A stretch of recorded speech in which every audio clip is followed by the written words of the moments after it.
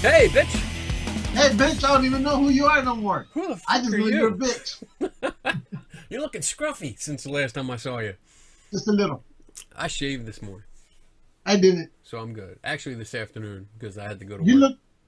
look like you put on makeup and got ready for the camera shot. You think so? Yeah, your It's just the eyebrows light. have been plucked. Oh Your my eyebrows God. are plucked. Whatever. You have like shadow and everything. Did you take a magic marker and like fill in your eyebrows where they're getting all gray? I don't know. I want them to go gray. I want everything to go gray. I see some. I see some like white patches down here. Yeah. I've always had I gray have here that. at the corners. Yeah. So I leave that. When I let it grow in, yeah, I get that too. I'm just hoping it all goes gray so I can, like I tell people, so I can go like Gandalf from Lord of the Rings. I don't think you can do that. I'm going to let it completely grow out. I You're won't gonna have like cut. flowing gray, silver hair, Exactly. beard. Everything just goes into one big Yep. afro kind of thing. Exactly. And then I'm going to be that. I'm going to be at the corner of every street and tell people as they try to cross the street, you shall not pass. Oh my God. We're going to see YouTube videos of you. Holy shit. There's that crazy old dude again on 6th and Wyoming. Yep. Wow. Wow. So what's been going on? What have you been up to? Running around. Running around? Yeah. Like doing what? Come on, people have not seen us for a Working on while. the weekends, we're going to camp, going to different states, and it's like almost been since the, what is it? Since the first weekend of August. Yeah. Every weekend has been either in the mountains or in another state. Wow. Damn. So, yeah. A little So it's busy. been pretty crazy. Yeah. That or giving, giving tours of Hollywood to friends who come down and showing them all the sights and some of the buildings that nobody even thinks about what's there. What history happened there, and Yeah. in the process picking up a piece of Donald Trump's broken star from the last attack. What do you mean attack? Well, when they attacked and destroyed his star on the Hollywood Walk of Fame, Oh, really? I mean, get some pieces of it. Oh my God. Wow. Because it's, as many say, it's now Hollywood history. How did he get a star? He's not like a movie star. Because in Hollywood, yeah, man, those stars cost $11,000. Okay? Okay. Anybody can get a star, but you have to meet two qualifications. The first one is, if you have the money, you can get a star. Okay, so if Kenny Biddle has $11,000, you get a star. Oh, right. And, all right, but you also have to have been, to have been known in the entertainment industry. You have had to have done things in the entertainment industry that help that industry go forward. Okay. Okay. So Kenny Biddle meets one, but he won't meet number two. And on top of it, it doesn't just cost $11,000 to get the star itself. Either, let's say Kenny Biddle is a celebrity. Kenny Biddle either has to have $11,000 come out of his pocket so they can put it on the sidewalk, Okay. or you have to have a Kenny Biddle fan club who does a GoFundMe and whatnot. We believe Kenny needs a star, right? So then that gets presented to the Chamber of Commerce in Hollywood, and that's if they even want to offer you. And let's say, oh, Kenny Biddle's a big star. Yes, we'll do it. And then you get another price tag that goes with it, and that's a price tag of around $40,000 to $60,000 on top of your star. Damn. And what that is it's you have to secure the media, you have to secure, get security, law enforcement, you have to get the barriers, you have to have the podium, all that stuff that you see will cost you. By the time you're done, we'll just run it out. We'll just say $50,000. Okay. Okay. So Kenny Biddle has his day in Hollywood. It's $50,000 price tag. You get your star. It's there forever. And then here comes a lowly evil Mexican He comes with the sledgehammer and destroys Kenny Biddle's star. Well, every time that that star has to be replaced, it's $11,000. Okay. And the city doesn't want to pay $11,000 every single time. So that's why right now they're thinking about either permanently or semi-permanently removing Donald Trump's star. Because it's been destroyed twice already. So that's already been, you know, $23,000 that the city has had to pay for it. Okay? And so, and we're pretty sure it's going to get destroyed again. Wow. You know, because as the days go by, people hit it, people spit on it, people do something that's damaging the star. Okay. So, I'm not a fan of the guy, but I'm also not a fan of destroying, you know, property. Right. Regardless if you don't agree with them or not, Right. which I don't. I just feel that's stupidity. That's just outright vandalism and it's destruction of property. I mean, yeah, if you don't like the person, you don't like them. But yeah, somebody put all that money into it. Doesn't matter if they have like millions of dollars. They still put money in this to put something there, and it's not your right to just destroy it. Yeah. Now there's sometimes when I'm walking through Hollywood and I see a star of a certain celebrity, we'll use Donald Trump. I'm like, he doesn't deserve a star, because if you put his name versus, let's say, Clark Gable, Yeah. big difference. Yeah. You know. Yeah. That it's stuff like that. To me, those are the type of people who should be getting stars. Somebody who did such an impact, not because he did a reality TV show, Right. or because he's a multi-billionaire. That shouldn't be. You have to have done more than do little cameo spots in movies throughout. To me, that doesn't qualify. Right. You have Clark Gable, you have Burt Reynolds, you have, something that placed a mark in Hollywood history. For example, Star Wars.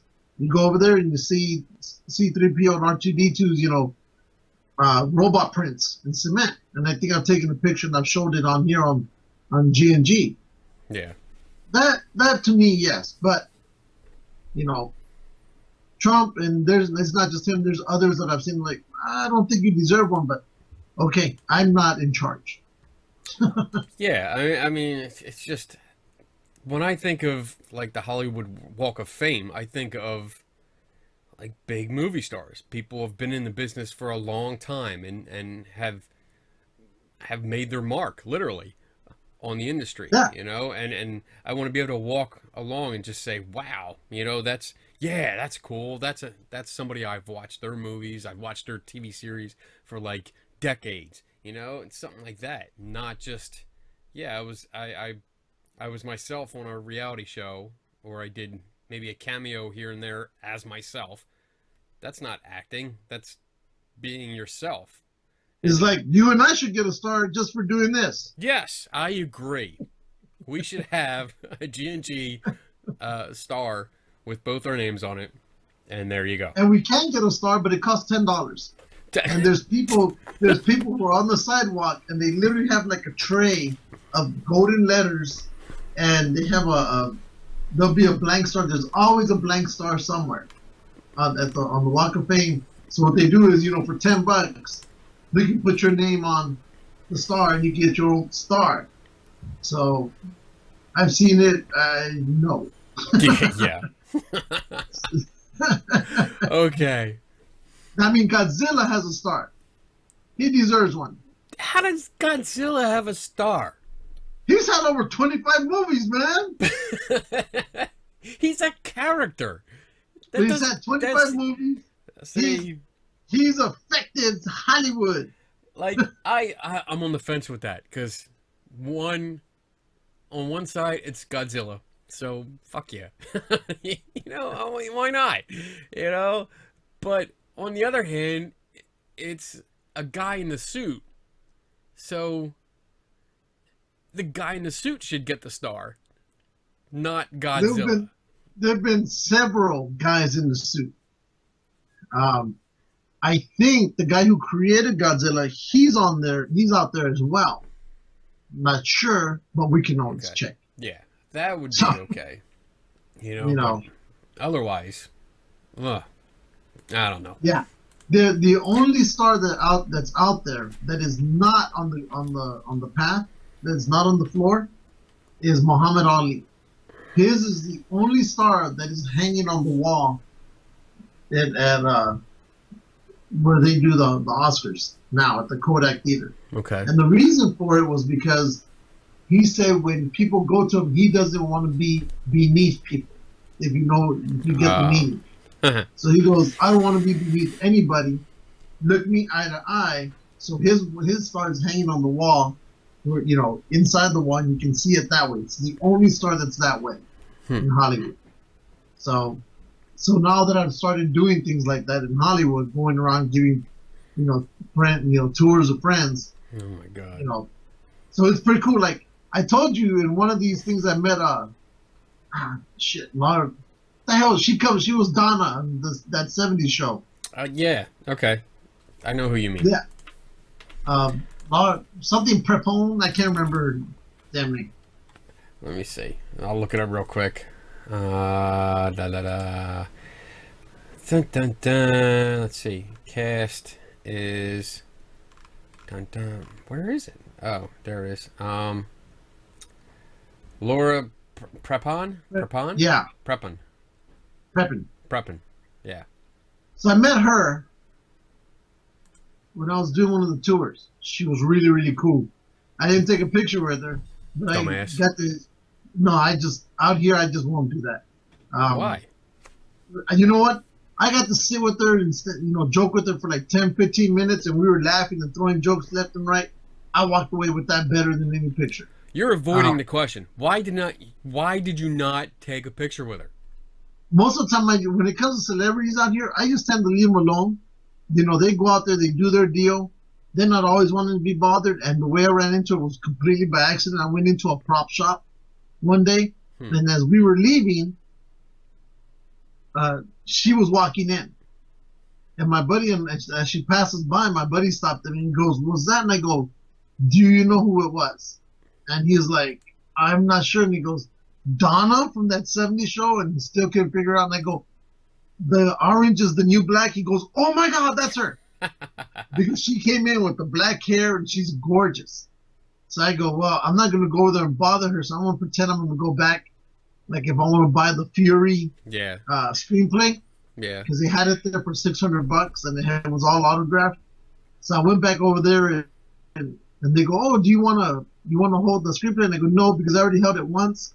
And Murphy's Law, if I pick it up again, I'm going to end up having to buy it. So, I don't want nothing to happen. I just want to hang out with, just look at it one last time. And then she said something, and from then on, we just started joking and laughing our asses off for like 10, 15 minutes. And wow. that was me. So she was cool. I mean, she's a Scientologist, but yeah, you had to ruin it. But outside of that, she was really, really cool. To sit, it was just her, the guy who was working that section of the store, and myself, and of course my friend and his wife, because I looked over and there's this huge archway of a hallway. Yeah. And they were literally they had that typical look of a tourist, because they stopped in the middle and they were just with their jaws dropped and looking at us the whole time, like, because they're from Ohio, in a farming part of Ohio. So to them this was huge. So it was cool. So if you ever come down, I'll give you a tour of Hollywood as well and show you things that people wouldn't think of. You're gonna start your own touring company? I've thought about it, but I love the city. Like I said, I was born in the city, and there's some things in there that people have no idea about. I was taking them to, that's the building where they filmed Pretty Woman. At the end where, she's looking down from her the fire escape. Yeah. Yeah. Did that, and that was cool. Very cool. I liked it. Good job. Although, you know, it would have been better if you had a picture with her. But Yeah, on some of them I do take pictures, but I hardly ever do because I just, they already get, to a certain extent, I can understand them wanting to have what, we have and we want what they have, yeah, the fame, money, but sometimes they just want privacy, which is more important to them. So yeah. I'll take the joking around part. Okay, that's good. Let's see. Oh, we had breaking news that came out just before we started the show. We did. That it looks like they announced a live-action Star Wars TV show called The Mandalorian. I thought I heard about that a while ago. I've been hearing about it, and like with all the other things, like with the standalone Boba Fett movie and Obi-Wan Kenobi movie that apparently are on hold right now. But this looks like it was just released today. That after our friends at Making Star Wars got some sneak peeks at the set, as well as some casting rumors. The writer and executive producer of the series has revealed the full title and a brief synopsis. It's going to be called The Mandalorian. The synopsis makes mention of Jango and Boba Fett and teases the reveal of another warrior who will be at the center of the series, which takes place approximately a few years after the events of the Return of the Jedi. And then it gives a synopsis here saying, after the stories of Jango and Boba Fett, another warrior emerges in the Star Wars universe. The Mandalorian is set after the fall of the Empire and before the emergence of the First Order. We follow the travels of a lone gunfighter in the outer reaches of the galaxy, far from the authority of the New Republic. That's the basic idea. So, we'll see. I mean, I don't know. It might be. It kind of sounds like it might go the way of like Krypton. Like just a teen drama kind of thing that's set in the Star Wars universe. I can see that happening. Well, from what I heard for the next Star Wars movie, they said there's supposed to be a major plot twist that's going to completely throw everything off the mark. Well, I know that they had to completely rework the script because of Carrie Fisher passing away. Because that was supposed to be her movie. That was supposed to be her spotlight. So like the Force Awakens was Han, The Last Jedi was Luke, and then this next one was supposed to be Princess Leia, but life took a took a turn for the worse in that aspect, and they had to rework the script. So I don't know what they're going to do. They can always add her back on. They did it in the other one. They're not though. They've already said flat out that they're not going to reproduce her. So that's I don't know. In Rogue One, Tarkin was really good. Once in a while I could see where the digital effects were, but for the most part I thought he was really, really good. Princess Leia, I didn't buy it all. When she turned around, I was like, no, that's definitely something's off. I could buy her. I could tell that was a that was a digital, but I could buy it. I was like, it could be worse. It could be like Terminator 1984 worse, where you knew it was an animatronic putting on plastics on when it's cutting its face. So, yeah, that very bad special effects. But even those practical effects were still good. I still liked them. It's cheesy. It wasn't Arnold, but it was still cool. Yeah. But yeah. All right. Oh my goodness. So we got to talk about the longest cold case in the history of America. Okay. And that is the guy who killed Abraham Lincoln finally turned himself in a few weeks ago. I saw that. Wow, I saw you posted that. Go ahead, why don't you fill us in there, buddy? So he said it was time for him to turn himself in because, you know, You know. the government was catching up to him. And he's afraid that he didn't do it earlier because his employer was going to fire him. Okay. You know, but it's good to know that the Civil War is finally over. Yeah. But, yeah, I guess but so. he aged remarkably well. I mean, yeah, he looks great for being 150 some years old. Yeah. After the assassination. 150 some years old after the assassination. 71-year-old, wow, claims he worked for 35 years as a time-traveling assassin. Wow!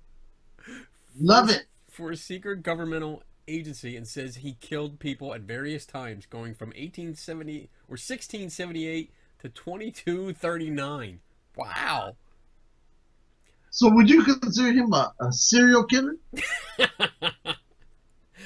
Well, I don't...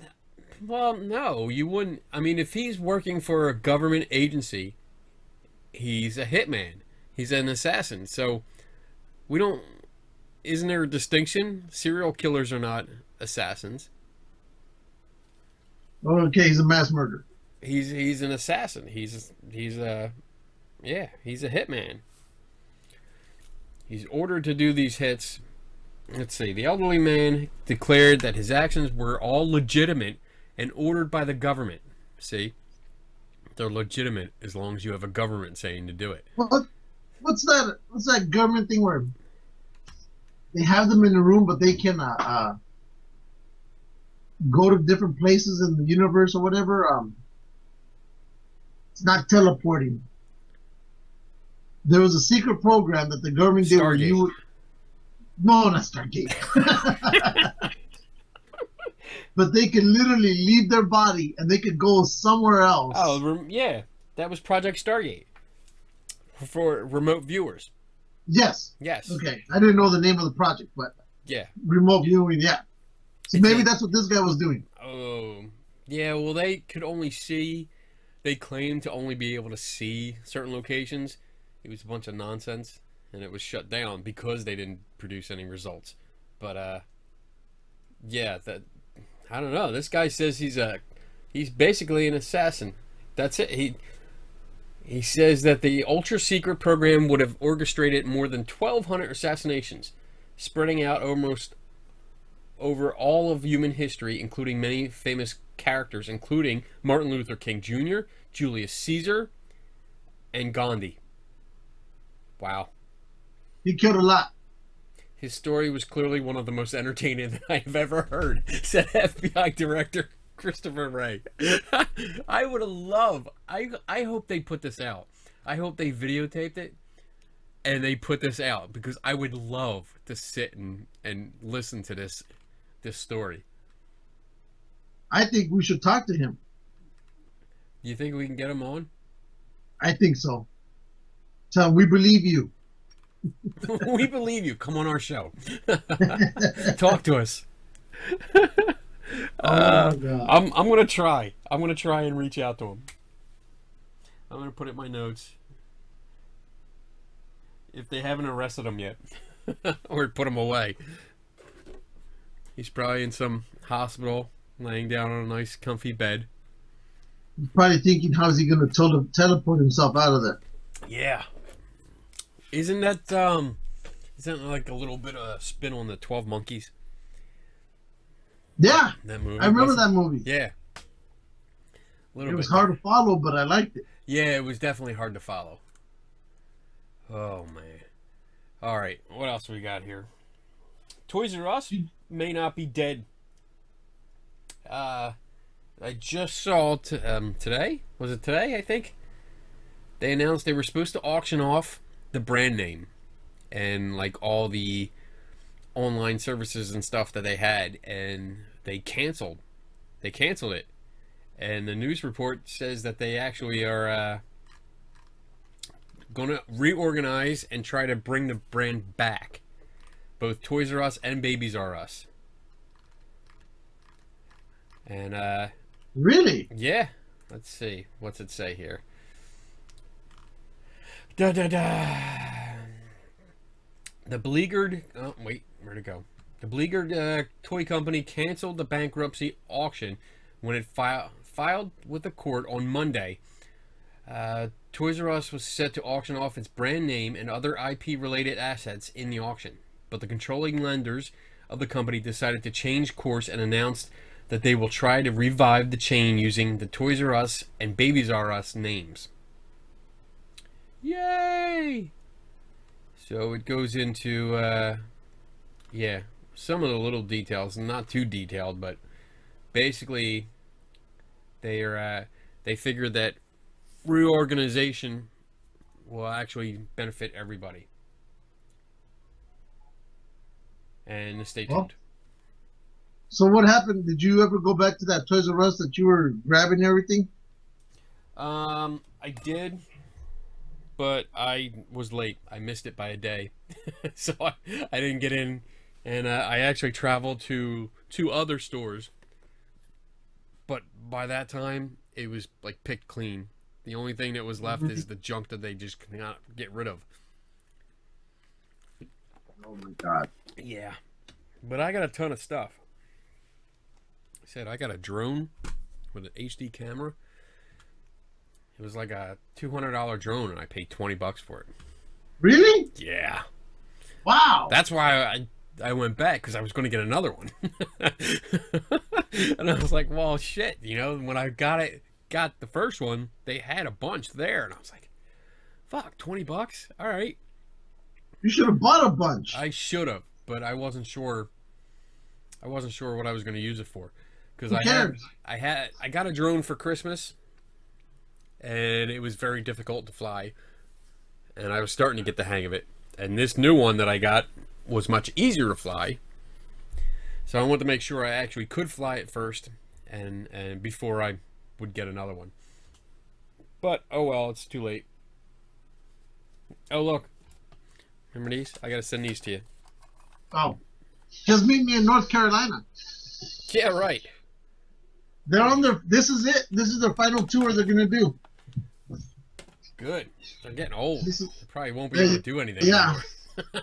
Well, Paul Stanley's been losing his voice Yeah. as of late. So yeah, I think they're gonna call it quits. So They're getting that'd old, be man.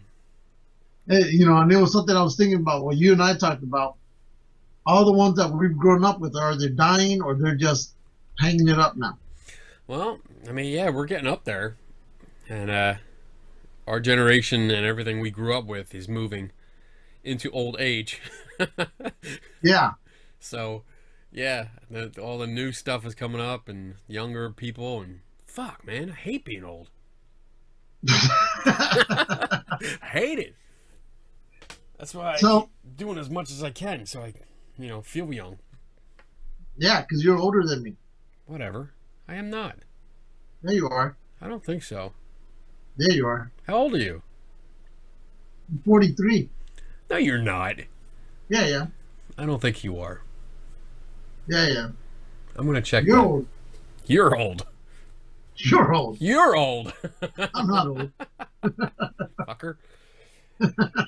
Hey, NASA just announced, well, not just, but like a week ago, the plan to send humans to the moon, back to the moon, Well, shoot, there's a couple space things we need to talk about. and to Mars. Let's see. One of those two is going to fail miserably. Oh, I hope so. I hope not. I really don't. I really hope we...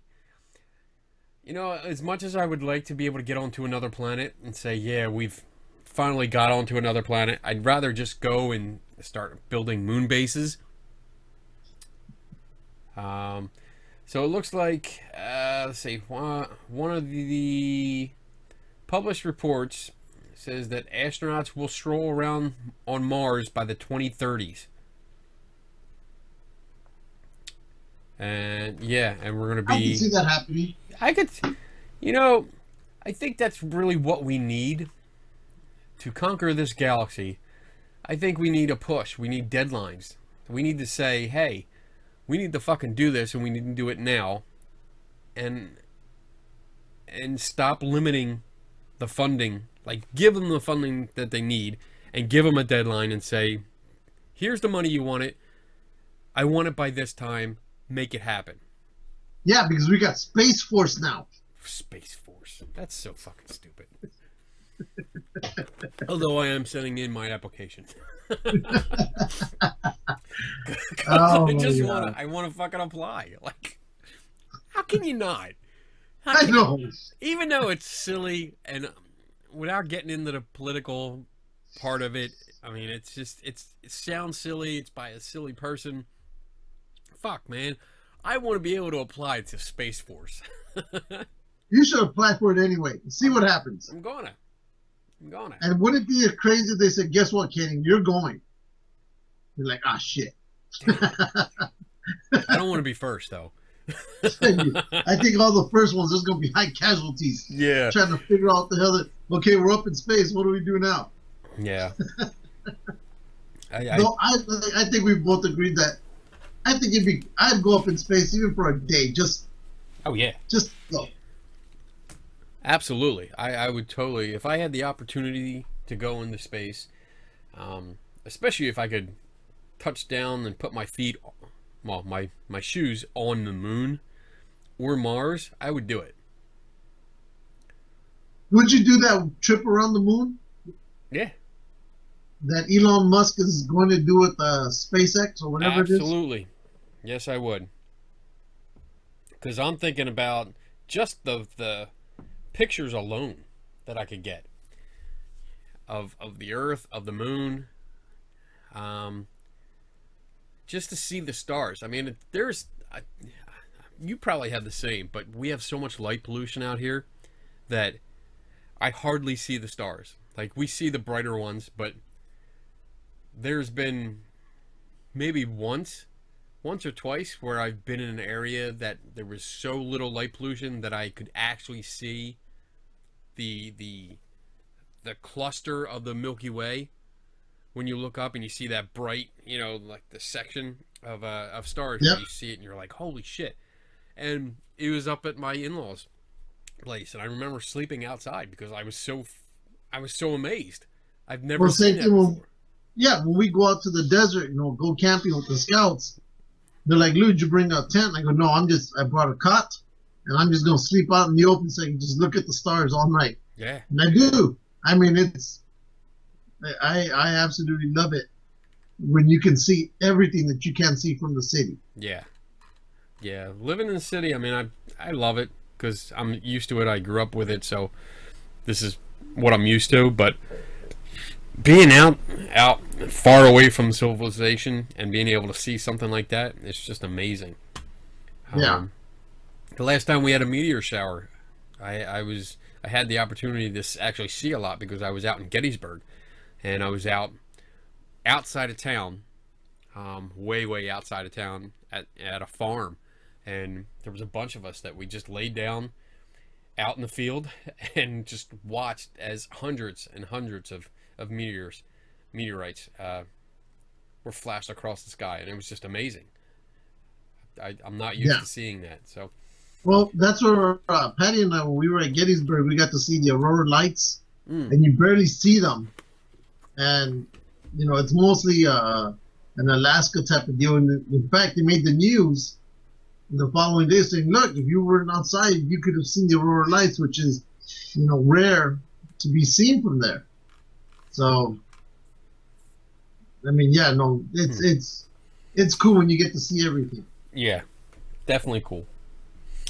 But then also, Japan landed 2 little robots on an asteroid that are literally hopping around the whole damn thing. Yes, I saw that. That was a surprise. I had not heard of that beforehand. So when it popped up, I was like, holy shit, that is so cool.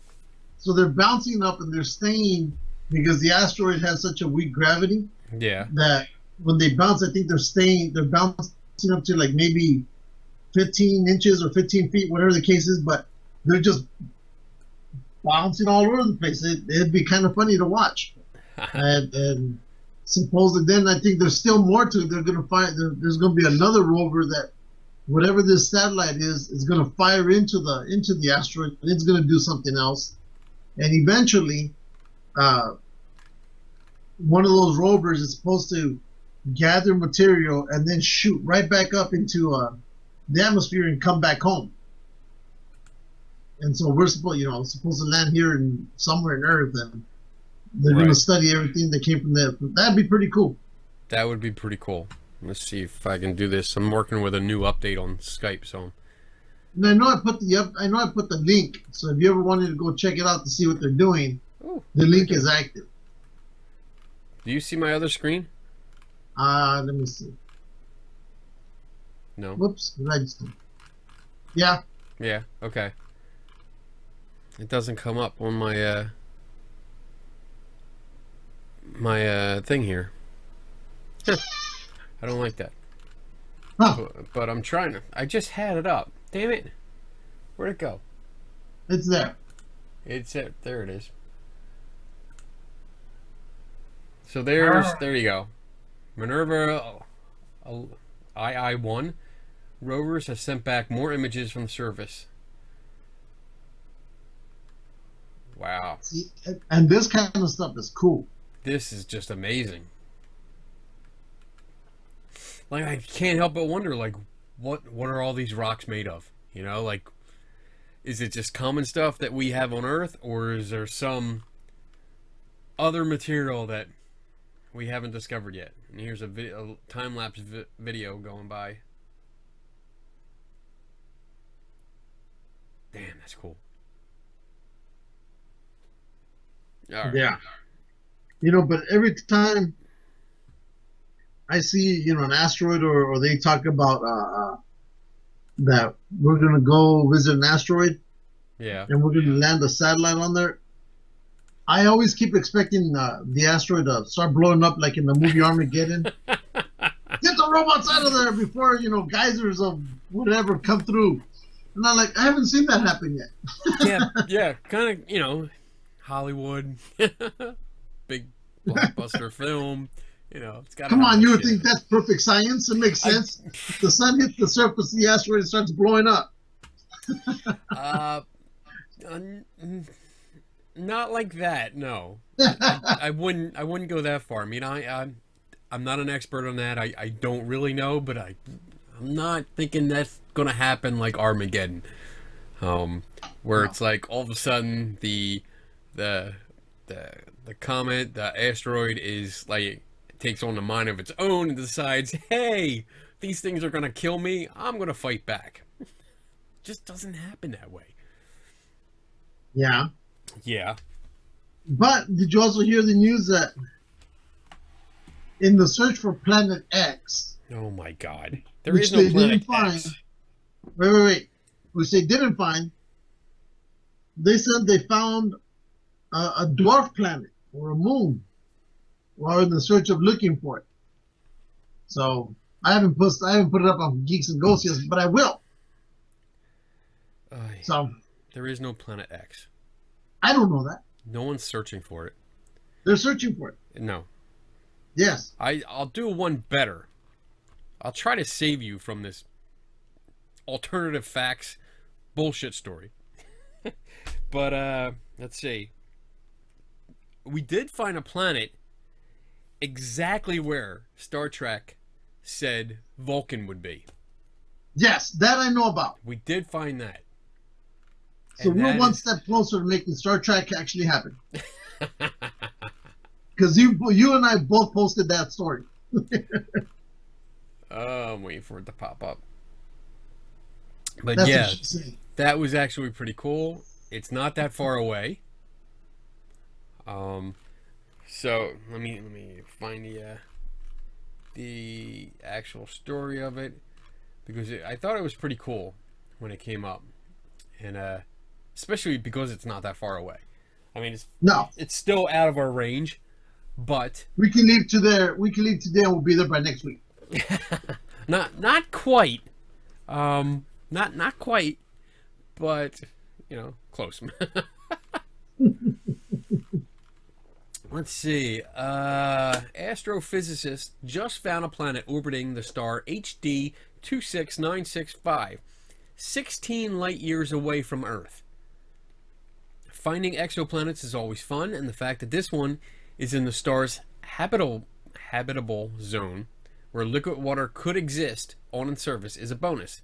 But that's not why people are particularly psyched about this announcement. See, HD 26965 also goes by 40. I want to screw this one up. Eridani. There you go. A, the star orbited by Spock's homeworld in Star Trek.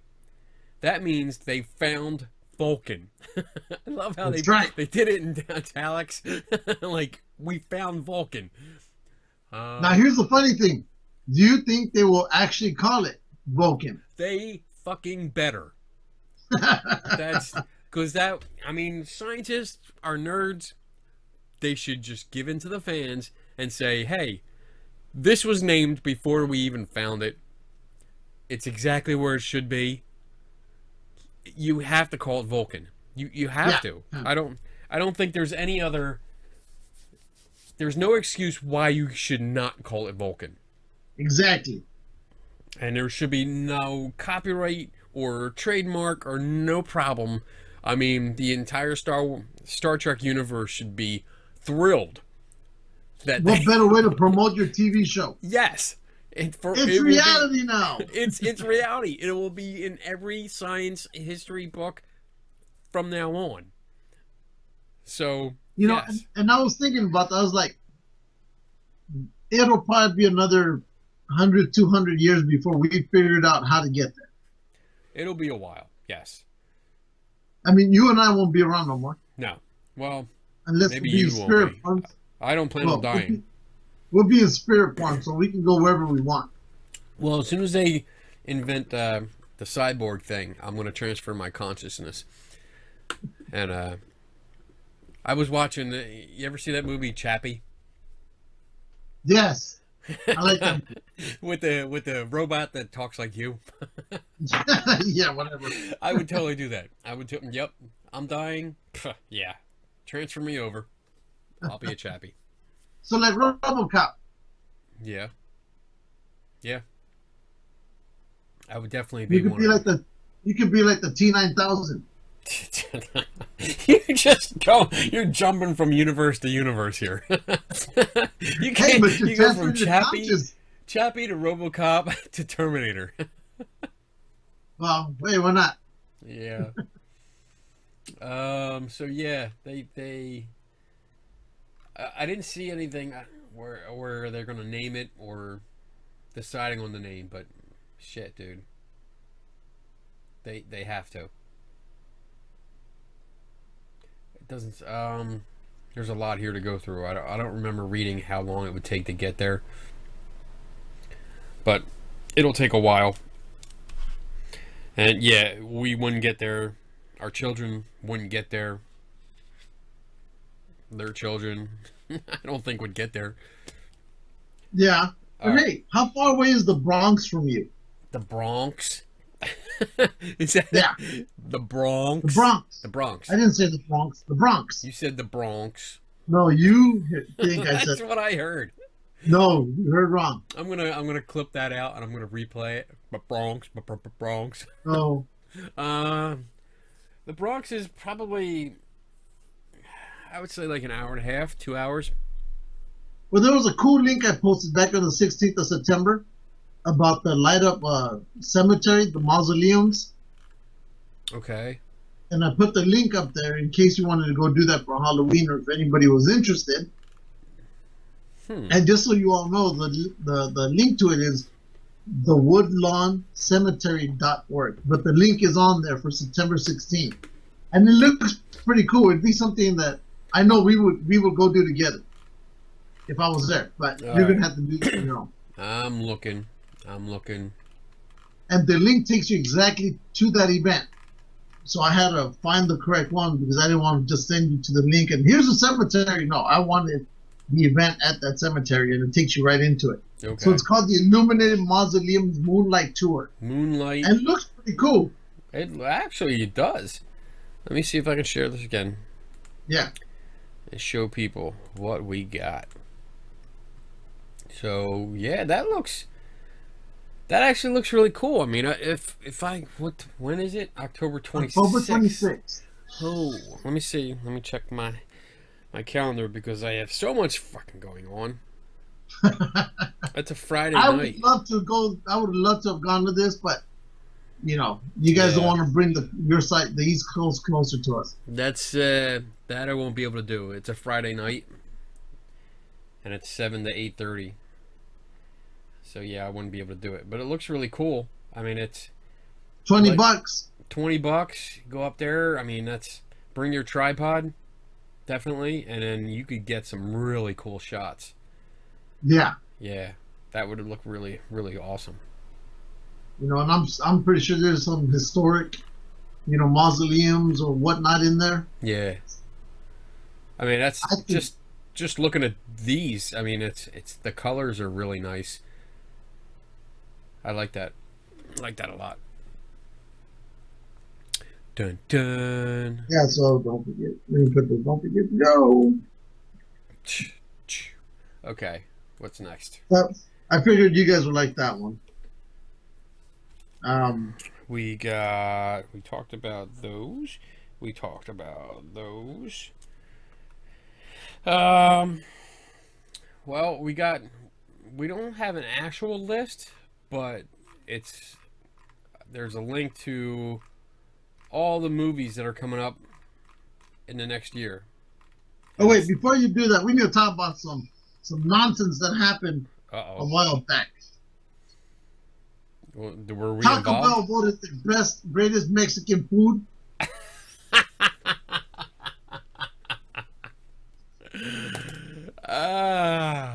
You know, I saw that list and I read through it, and I saw with our friend Jason Corbis of Strange Frequencies Radio, he commented, Unofficial sponsor #1. boom! We haven't done that in a while. He made a good point that it was basically, you know, these are for like nationwide, they're all chains, you know, and it's about everybody. So to get a local mom and pop kind of shop, or like a little chain that's only like in a local area, not going to happen. And I love Taco Bell. Roman loves Taco Bell. I enjoy Taco Bell. He loves it. Every Monday he's begging for us to go to Taco Bell. And it sucks because there's one like right down the block. Like we can walk to it now. They just opened one then? Well, it's been there for a while now. It's before you've been here. You know where the Wawa is, the big Wawa. And next to that, there's a gas station and a McDonald's. Yeah. And then next to the McDonald's is a Taco Bell. I've never seen it. It used but to I know be, what you're talking about. It was a Krispy Kreme donuts. They built it. They built the building, and then they folded it because Krispy Kreme opened too many stores at once and they couldn't handle it. So they closed down and Taco Bell came out. I think it was a KFC for a little bit, but they couldn't handle it. And or no, it was a what's the Cajun chicken place?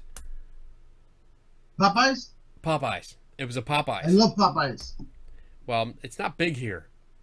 Really? Yeah, it's really not. And it didn't last. It didn't last long at all. Wow. So they were out. Over here, they're pretty big, but I'm not going to get into it because then it becomes racist. Taco Bell got in, and it's been there ever since. It was here when you were here. You were just bitching about it. You didn't want to go. No, I remember you were talking about it. I just didn't know how close it was. Because I like Taco Bell. Like I said, Rome loves it. So we gave him a gift card to go to Taco Bell. Taco Bell is like, it's like the default when it's like, oh, what do you want? You want something to eat? Yeah. Because we usually, if we go out to get something, like quick, it's usually Wawa. I always go to Wawa. But then Taco Bell is like right there, close second. The reason I love Taco Bell is if you have a hangover, for some reason, Taco Bell takes care of it for me. Well, yeah, it flushes everything out of your stomach. Yeah. It's like the Drano of fast food. I know.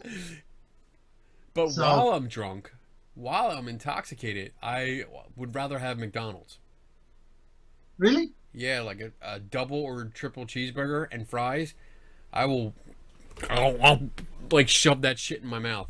McDonald's and Taco Bell unofficial sponsors number 2 and 3. Yes. So, But I'll say this. I am starting to love McDonald's burgers now because they've gone to real beef. it's always been real beef.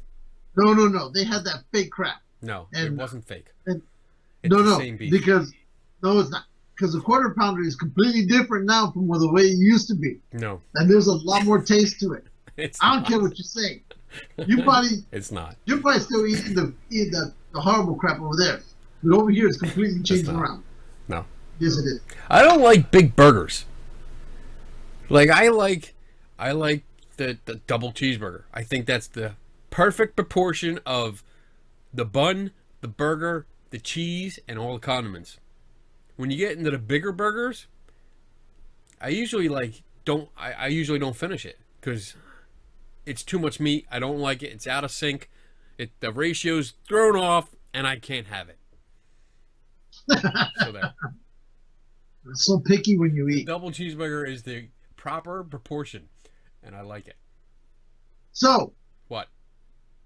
there's something else I posted back on the 5th of September. Oh my God! How long has it been since we did a show?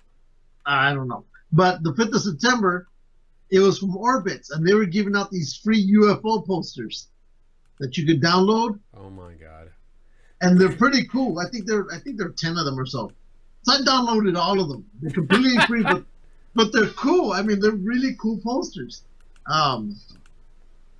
So I put those in there. I don't know if the link still works. You can try and That's way, Scroll through. way down. I'm going way down to try to yeah. find them. 'Cause September 5th. Did you get them print them? Did you print them? No, not yet. I want to take them to like a print shop to make them into a bigger. Oh, your friend. No, my friend has moved to another location. He has Son of a like, bitch. I know. I told him, the fuck. I go, do you do printing over there? He goes, no. I go, well, you need to get somebody who does printing over there so you can print me some stuff.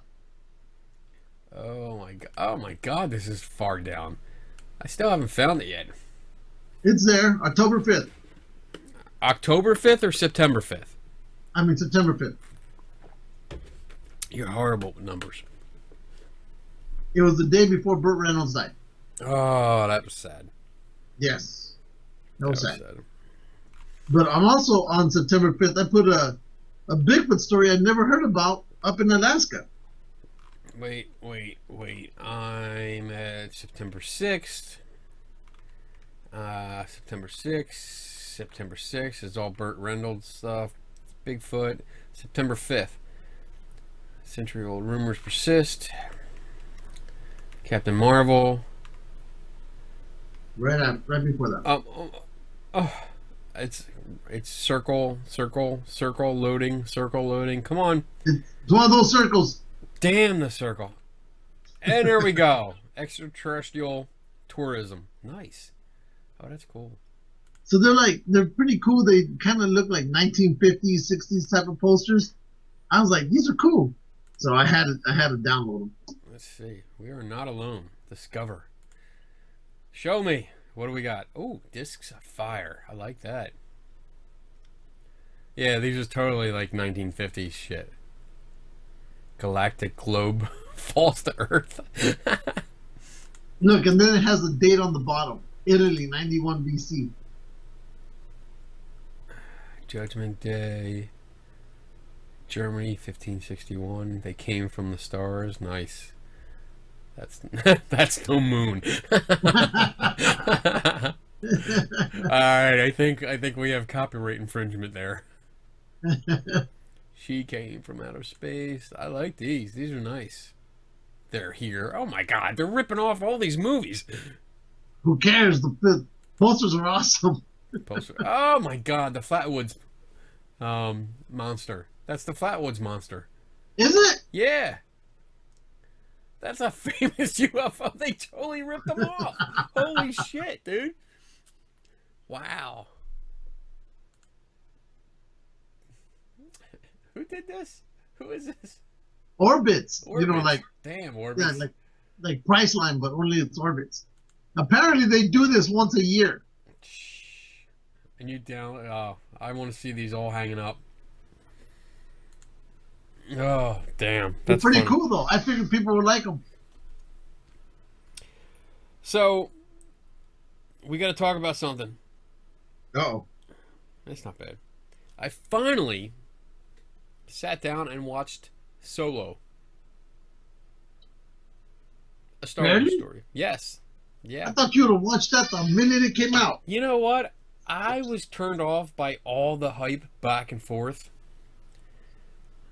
Mostly all the negative shit that was being said and everybody expecting it to be horrible. So I stayed away from the theater. I just wasn't... Plus I didn't have time to actually get to the theater and see it, but it finally came on Comcast, and I rented it and I watched it and I liked it. If I had to nitpick anything, spoiler alert. I'm pretty sure there's no spoiler alert at Well, this you time. know, I just in case, but I'm pretty sure There is everybody no else has spoiler. If you didn't watch it by now, it's your own damn fault. Right. The only thing I did not like was Darth Maul showing up at the end, and I thought that was just a. I thought it was one of them things where it's like, all right, we're gonna shove this in here as a not only an Easter egg, but a storyline that we will never pursue. And that's how I felt it was. I mean, because it completely throws the storyline off, if I'm correct. I think that was one of the things that people were saying. Yeah, because it makes it look like the girlfriend, Kira. It looks like Kira was working behind the scenes like Darth Maul was in the Ordinary Saga, in the prequels. It looks like she was working behind the scenes, and she's taking over this crime lord thing, and that there's going to be this continuation of this storyline that, as I'm watching it, I know it's not going to, there's nothing going to come of it. And I felt like, all right, this part is shit. You know, I wish they would have just taken this out, because now you leave me hanging. And it's never mentioned again. There's never any reference to this woman, who obviously was a big part of Han Solo's life. Nothing. And it never comes up in anything else. I don't know if they had plans to go... Well, from what I understood, there were a couple of things that completely throw the whole storyline right out the window. And people were saying, because they did it, or Disney did it this way, because it now gives them a door to do other Star Wars films. I went through the whole story, and I didn't find anything else that was going to throw it off. I thought it was great. I liked it. I wasn't thrilled with it, but you know what? I went in there thinking this is probably going to be a bad movie, and I said, but let's just see. I watched it. I enjoyed it. There's parts of it I could have done completely without. I can't remember anymore because I saw it when it came out. Right. But I do know that there were parts of there was no need for this. That's too confusing. What the hell is going on over here? But at the end of it, I liked it. I wasn't, oh my God, this is the best. No, I didn't put that anywhere there. I thought some of it, there was a lot of parts that I could see where the character of Han Solo got his personality traits. The character that Woody Harrelson played was basically Han Solo, but a more seasoned and a little bit more underhanded, dirty kind of guy. Where Han Solo does have a heart, and he is a nice guy underneath. But I mean, I liked it. I thought the girlfriend that died in the beginning, like near the beginning, in the train Yeah, heist, I thought that was just a waste of a character. I thought she could have been there she could. further. Yeah, Yeah, she was there's some good. characters that they could have done more with. Yeah, she could have been. She could have been in there a lot more, and maybe had her do a sacrifice later on in the film, like towards the end. But I mean, I thought she was good and just a waste of a character. But I mean, the whole storyline of, I guess, Han coming into a character, like he develops. We don't need a backstory because we see him develop through the film, Yeah, and become the pirate that we know in A New Hope. You know, and I liked it. I enjoyed it. I mean, yeah, it wasn't Rogue One, because I think Rogue One is just. I think that set the bar so high. I love Rogue One. I put that Yeah, at the top for me because it brought back all the nostalgia. yeah, They tried to do that with Solo. They tried bringing in the nostalgia in there, like they will show the blue milk, and it just wasn't clicking it for me. Whereas in Rogue Squadron, it did. I like the. Well, the blue milk is just more of a. I think that's just more Easter egg. I don't think it's a No, nostalgia but thing. I mean, when But you saw it, you're like, oh my god, I remember that. That's yeah, that's what a lot of us at the theater had that wow moment when they showed it. right. People were like who are familiar with like blue milk. And I You like have to understand. I like the where Han gets his gun. You find out where he gets his pistol, when he meets Chewie, when he meets Lando, and I thought Lando, that I don't know the character, the guy's name, the actor's name that played him, but I thought he was dead on. They had that robot in there too. Yeah, Nando's robot. that we find out, and was confirmed later, that it becomes part of the ship. It becomes Yeah. the consciousness of the robot becomes part of the Millennium Falcon, which Okay. when And we I see- love that robot. yeah, I absolutely loved it because I loved his whole attitude, and he was Yeah. just a very bitter, angry robot. and then when we see it, like now when I watch the original trilogy, and we see like the little comments about when R2 and 3PO are interacting with the Falcon, it's like, oh, it's got a particular dialect, it's got an attitude, and I'm thinking like, oh, now it makes sense. This is awesome. Yeah. Now I know where it Yeah. comes from. Exactly. I like So- how it completed that story. So let's talk about the droids. There was that droid. There was the droid from Rogue Squadron. Of course, you have R2 and C3PO. And am I missing any other droids from the movies? These would be like the more significant ones that have stood out. The significant droids, no. You had K2SO from Rogue One, R2D2 and 3PO, yeah, from the Oh, and then original. the new little rolling robot, BB-8, BB-8. and So- and then this one in Han. So because we know C3PO and R2 will probably be number 1 or number 2 on your list, right? Yeah. Where do you mark the remaining 3? BB-8, where do you put them? I would put, well, 3PO and R2, yeah, they share the number 1 spot because they're the ones I grew up with, and I know them and I've seen them so much. They're the ones I love, and I have literally dozens of them around my room here. But then I think I would put, wow, it's hard to say. Nice, very nice. It's kind of hard to rank them because I do like BB-8. You have to rank them. I think he's cool, but I think I would actually put K2SO just nudges BB-8 out of the second place spot, and then BB-8 would be number 3, and then this droid, which I still don't remember its name, from Han Solo in it, because I thought,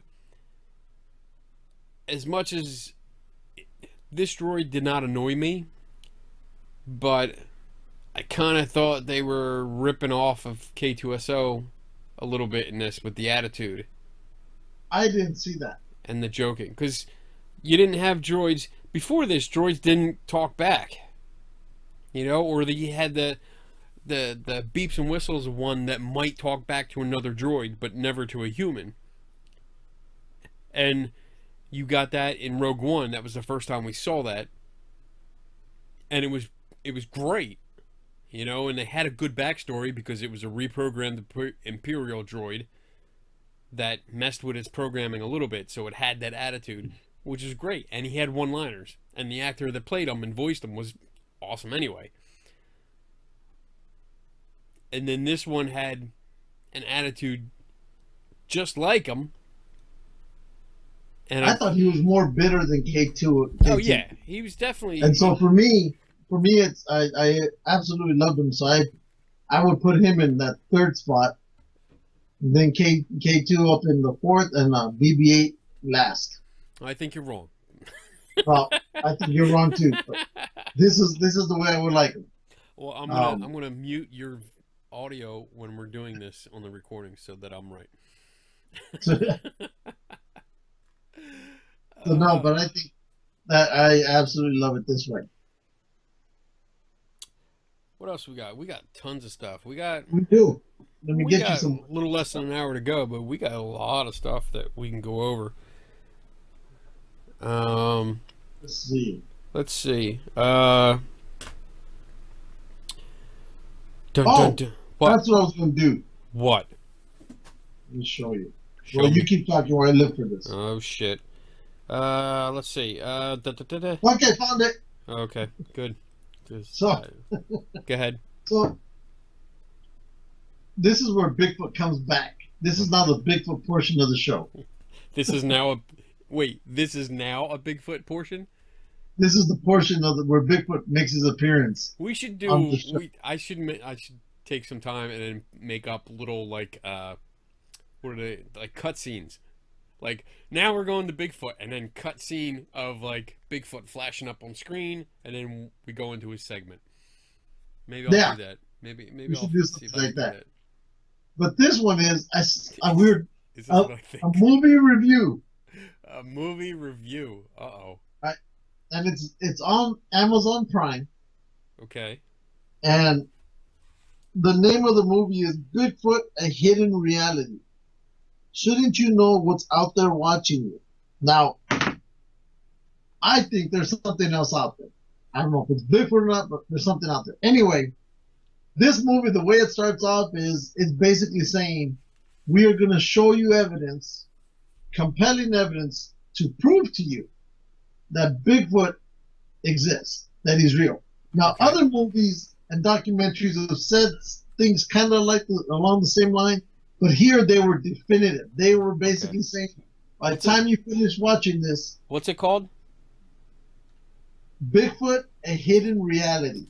Bigfoot: A Hidden Reality Review. Okay. So the way he's talking is, by the time you're done, you too will believe Bigfoot is out there.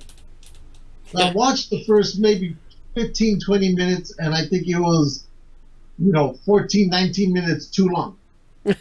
Because they keep coming out with, here's a picture of Bigfoot. And it's just imagine taking a picture of a bush and just circle any spot and say, right there's Bigfoot. I'm seeing the cover of it.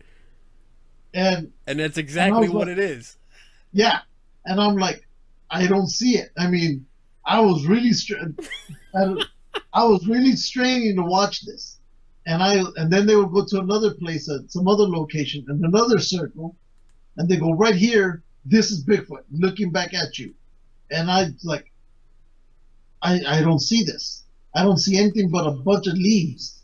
Even when they zoomed in, I couldn't determine what it was they were looking at. So I was like, who the hell? Thank God this movie's free. I mean, if you want to watch it and see what they have, go ahead.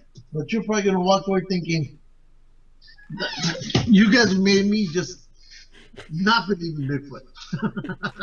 All right, it was horrible. It was a waste of time. And then while the guy talks and is doing the narration, He keep coming back to the same stupid pictures. He doesn't go anywhere else. Doesn't do no videos. He just keeps talking about these couple pictures. I'm probably sure there's other pictures or other video, but I never made it that far. I gave up. It's an hour long, and it says that on Amazon Prime, it says the debate is over. Science was wrong. Bigfoot is real.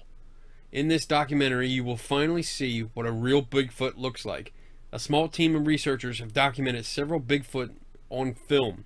Footage spanning a 3-year research campaign in Florida has yielded critical answers to the greatest question of all time. Is it real? And I'm looking at reviews. It's got, out of 36 reviews, it's got an average of 2.6 out of 5 stars. Most of them are 1-star reviews. 53% are 1-star reviews. Watch. Oh, is this you? Watch the first 10 minutes for a good laugh. They basically walked around in the woods taking pictures of foliage. Then with the contrast of sunlight and shadowing mimic facial features, they call that Bigfoot. Some of the faces are so large that Bigfoot would be a couple stories tall. One looks like Jesus. I think it was Jesus' foot. Was this you? No, this was a mess of a film. It's one that I would avoid watching. I'm watching all these Bigfoot movies right now on Amazon Prime because it seems like there's a new one coming out every week. And some of them are funny. You know, some of them are just regular movies with real actors. They're not bad. Some of them have been pretty good. Others that going into it 15 minutes in, I'm like, I'm done. This is junk. Yeah, I feel that way a lot. The one I'm currently watching is Sasquatch Odyssey, The Hunt for Bigfoot. Odyssey. That one is a lot more interesting and actually caught my attention. So I'm gonna try finishing it. I didn't get to finish it all at work. Is that on Prime too? It's on Prime also. It's free. Sasquatch Odyssey. Sasquatch Odyssey. Odyssey. There it is. That word is that's just funny. Yeah. Hunt for Bigfoot. Oh, that was back in '99? Exactly. So I figured they're not, there's some parts in there like, oh, this guy, but there's other characters in there or other scientists that are like, oh, I've seen him before. I like listening to him, just on the way they speak. Yeah. So been watching that one. I've yet to finish it, but I know I will. If you are a believer, it's a great film. If you want great entertainment, not for you. Oh, man. These Bigfoot films, man. It's one thing to call it a film. It's another to call it a documentary because you expect certain things when you hear that name. But unfortunately, it's getting like alternative facts. You hear documentary and you're like, whatever. Well, it's one of the things that I really do agree with them, and I've seen on other videos is, when you've heard the theory of there's a silent group of people who say Bigfoot's a living creature and he lives in the woods. Then you have another group who say no, it's like a interdimensional demon or a creature that can go from one place to another, and it's a UFO creature. She writes encyclopedias, right? Yeah. So you hear that, right? And somebody said, you're already trying to figure out one mystery. Why are you going to add another mystery to it? Yeah. So I'm like, exactly. Why are you going to say it's from a UFO or, go from one dimension to another? No, just fucking keep it simple. It's a creature that's out in the woods. Keep it simple and say that there's been sightings of a large primate at these places. That's it. Yeah. Keep it at that. You don't need to make it into a wizard. Yeah. It doesn't have to be an interdimensional rainbow people talking scout, of alien life forms that fights the $6 million man. It doesn't have to be all this shit. No. It's just a creature that people have said they've seen. We haven't gotten any evidence that these sightings are real. They're just sightings right now. Yeah, because I think those people will say, well, of course we can't find it because he's fucking teleported himself to Beta 9. Well, then this makes no sense. Yeah. So I agree with what they said. Stop making one mystery tougher by adding another mystery to it. Yeah. It doesn't end that way. So anyway, that's the movie review for this episode. I'll get back to you about the Bigfoot Odyssey next time. Okay. Good, you do that. A familiar friend of ours has recently made a film or a video. Oh shit. And it was the dude who was drinking milk out of a Bigfoot's breast. And he made not just one video, but I found he made a part 2, and I posted that part 2 back on September 17th. I think we posted it like the same day or something. Yeah, part 1. And then a few days later, I found part 2, and I posted that one up there. And when I saw this thing, I go, this cannot be let's even say a 9-foot Bigfoot, a 9-foot tall creature. Because the head is just so huge. I'm thinking this has to be at least maybe a 15-foot tall creature. Because the head is so huge. It's big. It looks like something you would find like at a miniature golf course. Yeah. That's what it looks like. Exactly. I think I would go as far to say like he took the head, he stuffed it with guts of animals. He sprayed it with a hose, and then he put it in a freezer. I mean, he measured it. Yeah. Where it's cut, and it's around. From one side of the head to the other, where on the neck, it's like 14 inches across. 14 inches.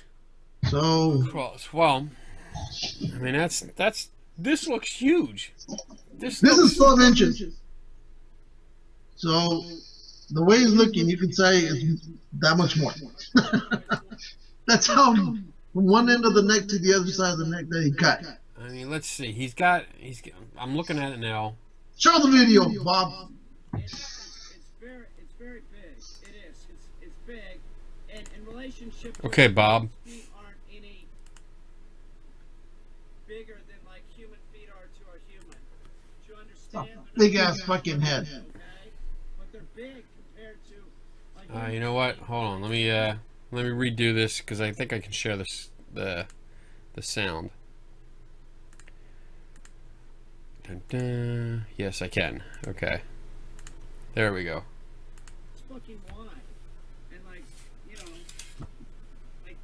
they're big. They're big feet. That's why they're called Bigfoot. Now, as far as length goes, the head itself is like 28 inches long. You're looking at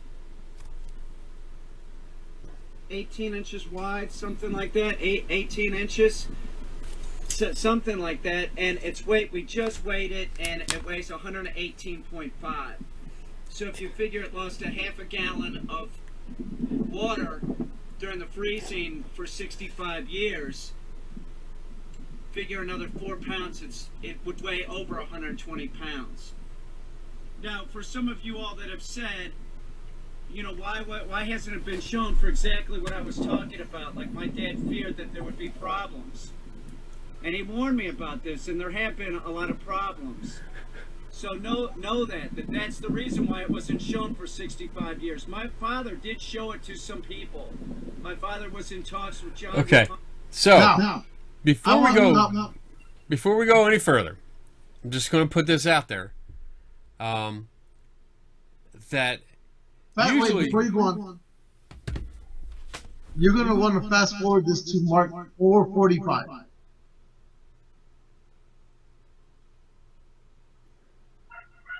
Stop right there, and then we'll talk about that scene. Okay, good scene. I was saying that usually, like, I used to take art class, so I this is way back in high school. This is one of the things we learned in art class. When you draw people, when you draw figures, usually we measure the entire body length by how big the head is. And the average body is 7 heads tall. So take how big your head is, and 7 of these is how tall you are from your feet to your head, the top of your head. Oh, I didn't know that. That's interesting. And by doing that, I just did it real quick. He said it was 28 inches. So just going by human proportions, I know some people might, get on me because of that, because it's Bigfoot, not human. But just based on that, this would be a creature that would be over 16 feet tall. Wasn't that right when we were talking about it? Yeah. A creature this big would be, I said, 15 feet tall. Yeah. So you're saying just 16. over 16? Over 16 feet. Almost 16 and a half feet tall. This would be. So how, okay, so let's say these creatures get that tall. How the hell are we missing this?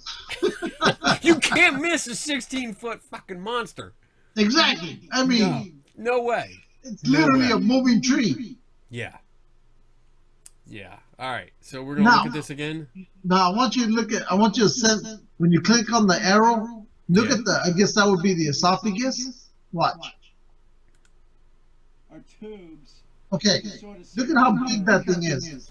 That tube there, compared to the size of the mouth of that creature, one of them is also, it's too small. That's, for lack of a better term, that's a pipe. That looks like a PVC pipe. I know it's a pipe. Teeth look fake. But the mouth, Don't look fake. They keep saying, ain't no way this is going to swallow anything. Are you out of your fucking mind? Without esophagus. The teeth of a retard, seriously. Can you hear this? Look good to me. They look yellow. Okay. They look nasty. It's just, The bottom line is, I've had a lot of media inquiries. I've had a lot of people contacting me. One thing that I wanted to say is I'm not doing anything weird with the Bigfoot head. And there's been several people asking me to do things. No, he can't. He's always about sex. Yeah. He's always about sex with the Bigfoot. I sleep with her, and we also had the Bigfoot head in her bed, or in my bed, and we make love with the Bigfoot. How does this guy still be a dog trainer and then puts these videos on his site? Like, how does that work? Sounds more like one of these sick guys. It's disgusting. I don't. And what's he doing with the tape measure? He's putting it out and closing it up. What the fuck is the matter with you people? Dead animal. Oh, it's real, all right. It doesn't. It's totally real. Who would think that this isn't real? You'd have to be an idiot to think that this is not real. It seriously looks like something at a golf course. Look at the eyeball. Look at the nose. Yeah. Or a carnival. Paper mache. Like It's a carnival piñata. ride. I just want to be perfectly clear. It's like I need help. I have investors that are involved in this. The Bigfoot Museum of North America will be opening up at some point. And one other thing that I wanted to say is I haven't told you all everything. I haven't. I said that my father shot a Bigfoot. And he has. And I have the Bigfoot. There's something else to the story. There's so I have. All right, so this is part 1, right? Part 2. This is part 2? The Bigfoot Yeah. Museum of North America opens up, or I might show it on YouTube. It's complete. That's all I'm gonna say. It's totally complete. That was one video that you put up, but I thought there was another one. Should be. Look at all this shit that we got up here. Shit, you're talking about There it is. There Part it is. 2. Graphic content. Uh-oh. Is it I haven't gonna- watched this one yet. Yeah. Tell the immense size of the creature by comparing it to my head. My father shot the Bigfoot in 1953. They had to cut it up to get it out of the swamp. I have all the body parts. When my father passed away, that was given to me. It's been very expensive for my father, my family, to keep the Bigfoot, frozen for that many years. Yeah, because it's expensive to keep it in a freezer. Yeah. It's always wrapped. All right, keep going. Come on. It's a joke. Yeah, I do joke around, but this is not a joke. This is real. Check it out. You can see it has a lot of ice on it. It has remained frozen. You can see its eyeball there. This is very heavy. It weighs about 120 pounds, so I can't move it by myself. I have to have somebody help me. It looks like he sprayed it with water. Yeah. And froze it. That's and it. Let it run around. And what are there leaves on it? Yeah.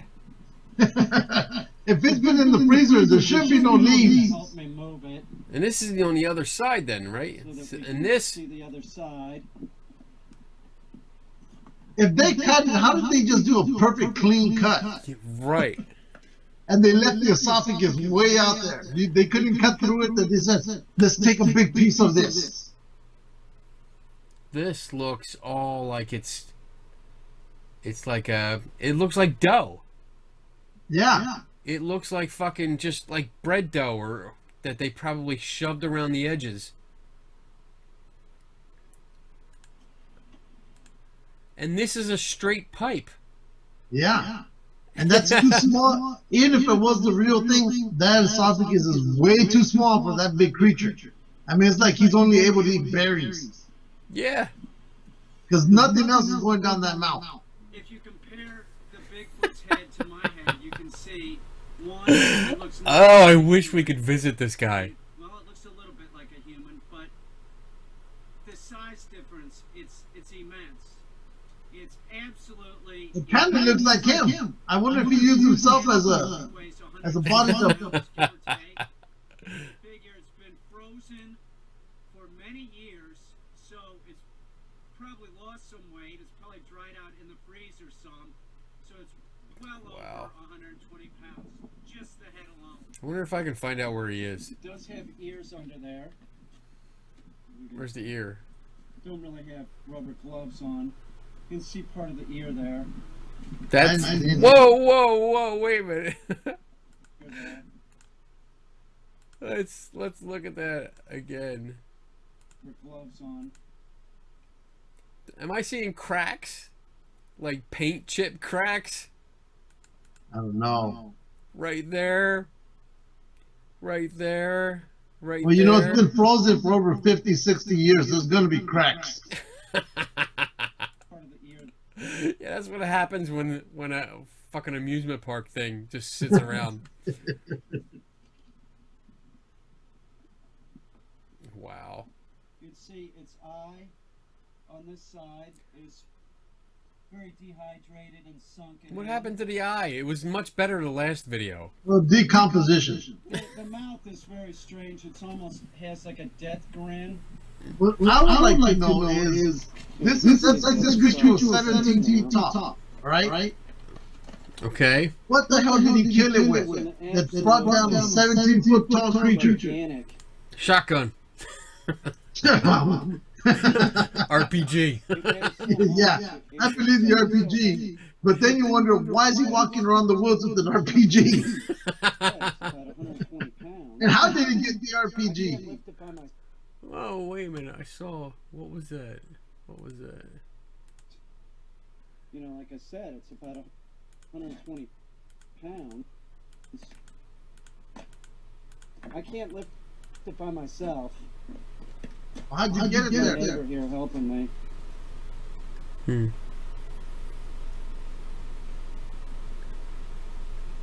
I'm questioning the veracity of this. The veracity? I mean, the Or validity. I just read veracity over here. Oh, wait. Are they threads? Where? Well, he had to tie it up. Wait a minute. Right there, look! They're threads! That's a threaded pipe. Oh, there is.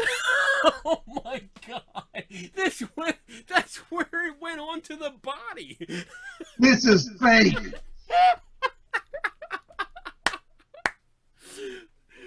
Got it. This is fake. Oh my god. I was believing it for a moment there. Those are definite threads. Oh, So it makes you wonder if it's one of those like pipes that they use to put wires through that bend.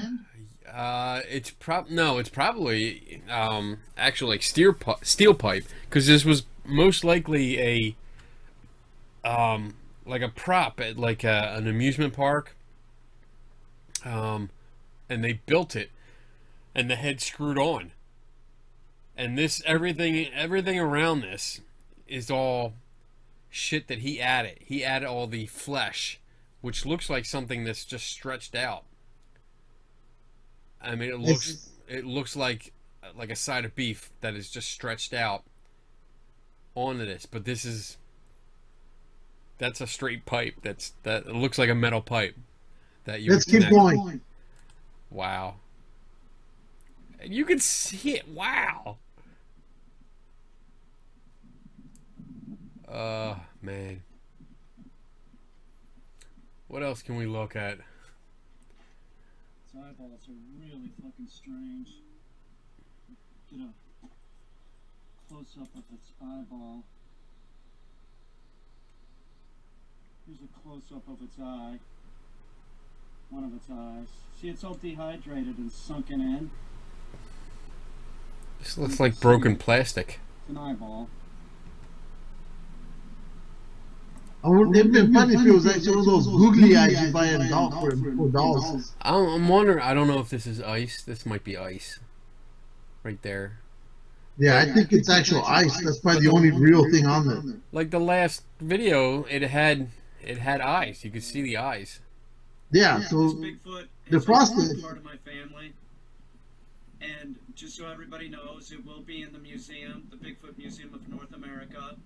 There's also going to be a theme park associated with the Bigfoot Museum. It's going to be a Sasquatch and Bigfoot, theme park. That's what the rides are going to center around, is Bigfoot and Sasquatch. And we're looking at 2020 for opening of the museum, and the theme park will come later. But park. This Sasquatch, this Bigfoot, is not for sale. It's always been part of my family.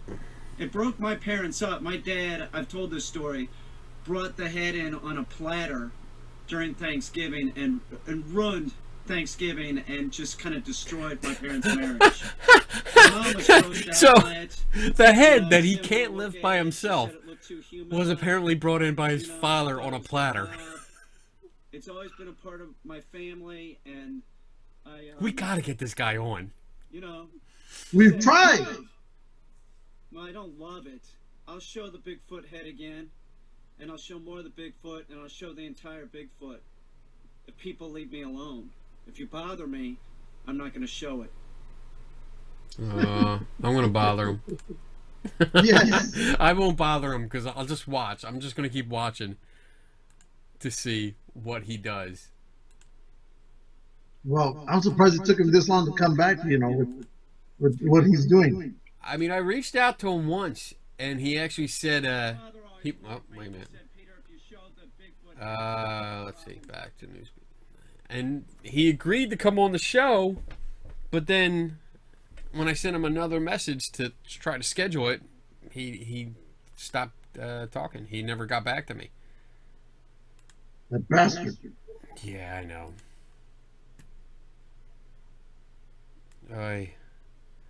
So there goes this version of the Bigfoot Minute.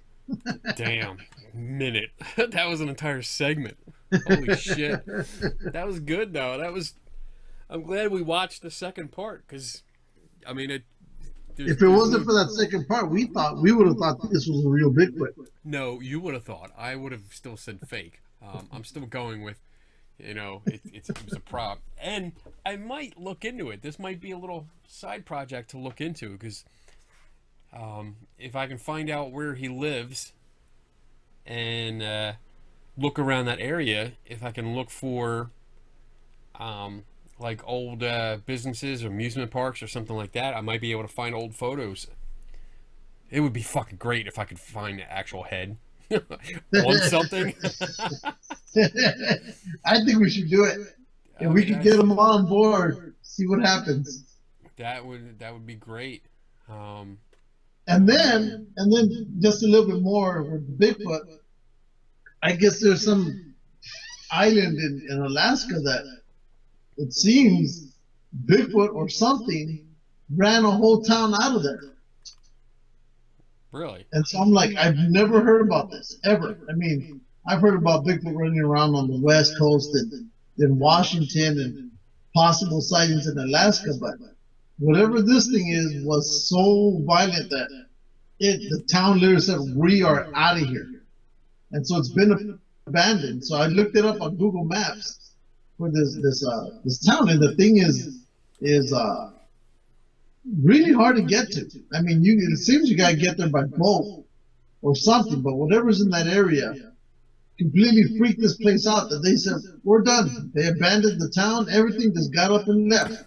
And they blame it on a Bigfoot or a hairy creature that was in the woods. You know, they didn't leave because of anything else, but because of Bigfoot. Dude, this guy is in New York. Oh, really? Because the phone number is a New York area code. Peter has been dog training in Brooklyn and upstate New York since '94. Oh, I can go visit him. Yeah, but would he want to talk to you once he figures out what you're there for? Oh my God. I'm gonna pursue this. This is going on I'm getting out the other workbook and I'm putting this on my list of investigations because this is interesting. He deserves your attention. He has my attention. Intention or attention? Yeah. Oh my gosh. He has my attention. Attention. Okay. Because this is I've seen him come up. I've heard other shows talk about him. So yeah. I'm gonna reach out to him again. I'm gonna be as nice as possible and see if I can get up there. Yeah, because we need to get him on board. Yeah, I wanna get him on the show and talk to him. Just let him talk. I think that would be just a show. We could just start off and just let him go. I think he would carry the entire show. Yeah, all by himself. And then I want to work it to get invited up there.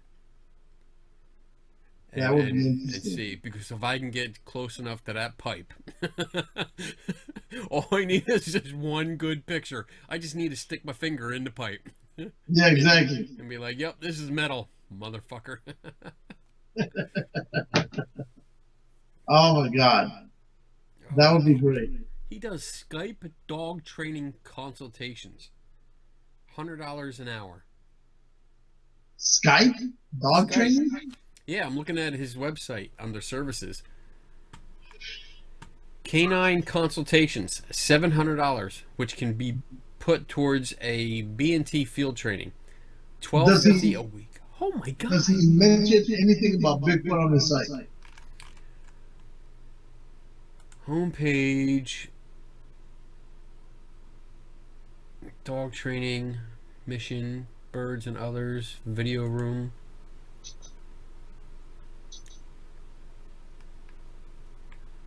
These are all training videos for dogs.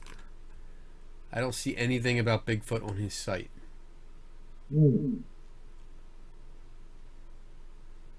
Starting off right, training birds and others. Birds, cats. No. Just a cursory look, but I don't see anything about Bigfoot. But now that I know where he is,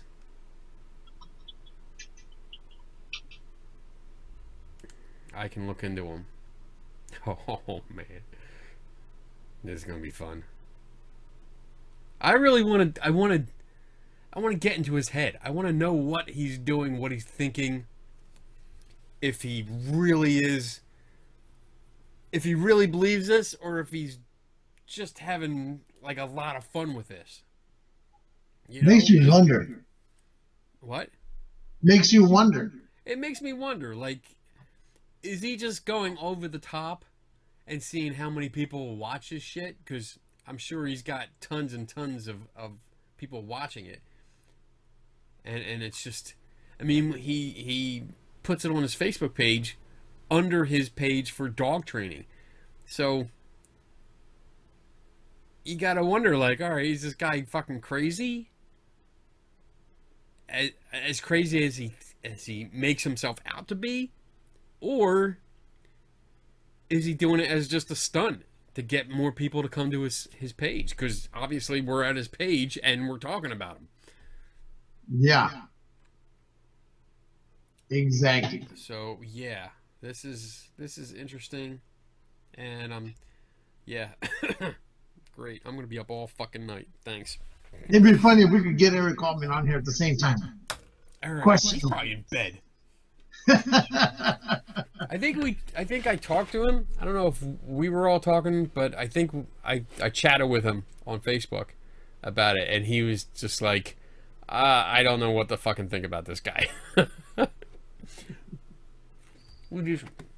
Which is understandable, because I honestly don't know what to think about him either.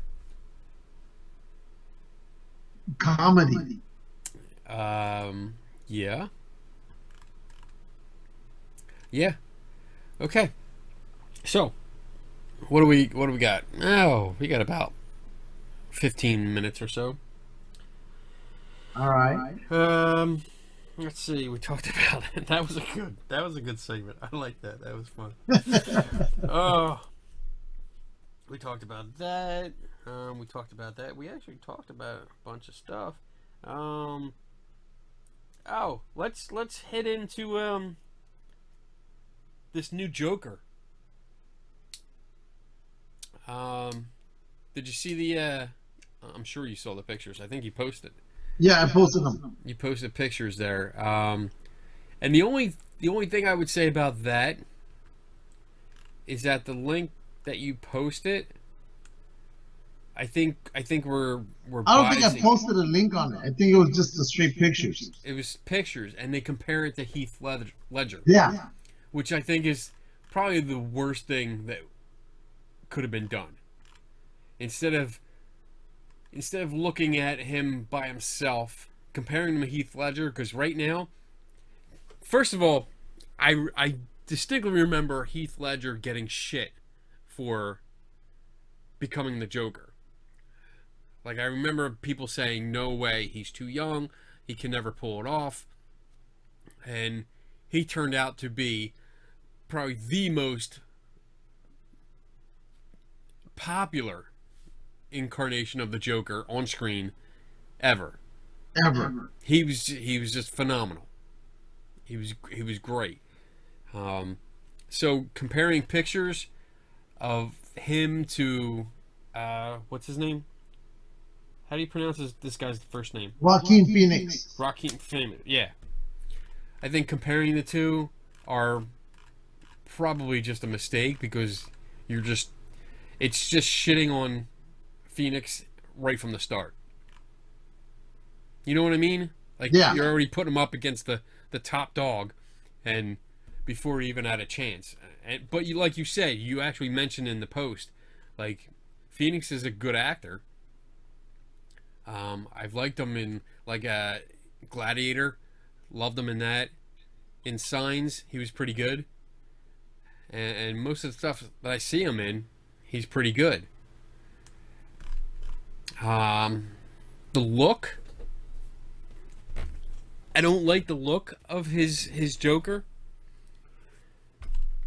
Yeah, but I wasn't a fan. I mean, it might grow I was talking about this with a friend the other day, and they go, "What's your main issue with this rendition of the Joker?" And I go, "He looks too clownish." I mean, he goes, "But the Joker's a clown." And I go, "Yeah," but I told him, Heath Ledger, even though he tried to make, he looked like a clown, he wasn't trying to be like a clown. Right. And here is just too much of a clown. And I think they're all trying to base their, the new Joker's off of what Heath was. Heath completely redid that character. Yeah. And so I think everybody's trying to go with what Heath did, but trying to build on it. And it seems that every time they try to build on it, it doesn't work. They need to make Heath, you know, this new Joker separate. You know, you can keep the green hair because that's what he always been known for, but just it just looks too clownish for me. Like a guy who doesn't know how to put on makeup was trying to be a circus clown went bad. Yeah, but you know what? I think when you look at all the incarnations of the Joker through like the Batman TV series, all, you know, the Adam West series, all the way up, he is a clown. Yeah, he is a clown, but this just seems to be too much of a clown. I think like Jared Leto, I hated ruined that. He ruined it. He completely ruined it. And I think that's our problem. We had for fans, we had a build up from I guess Jack Nicholson, you know, in the original, who looked like he had a clownish face, but not too bad. But we had him, and then we went to Heath Ledger, which was amazing. And then we have the Batman series, the animated series, when we see the Joker. I mean, he looks like a clown on that. Like, definitely looked like a clown. But then we went to Jared, who did his, I don't know if it's his idea, but whoever's idea was, it should be fired from the entertainment industry altogether. Because I think that it was just horrible. And now we're kind of getting back to this clown thing, and I mean, these photos that are up are just the initial photos. You know, it's not, we don't see him on screen, we don't see him acting, we don't see why he put the makeup on. I'm hoping, I mean, like I mentioned in the post, I haven't seen how Joaquin acts as the Joker. Maybe that might be completely different. Yeah. But because like I said, he is a good actor. But this look here is not jiving with me, and we'll see. You know, when you know this comes out, where's this Joker coming out of?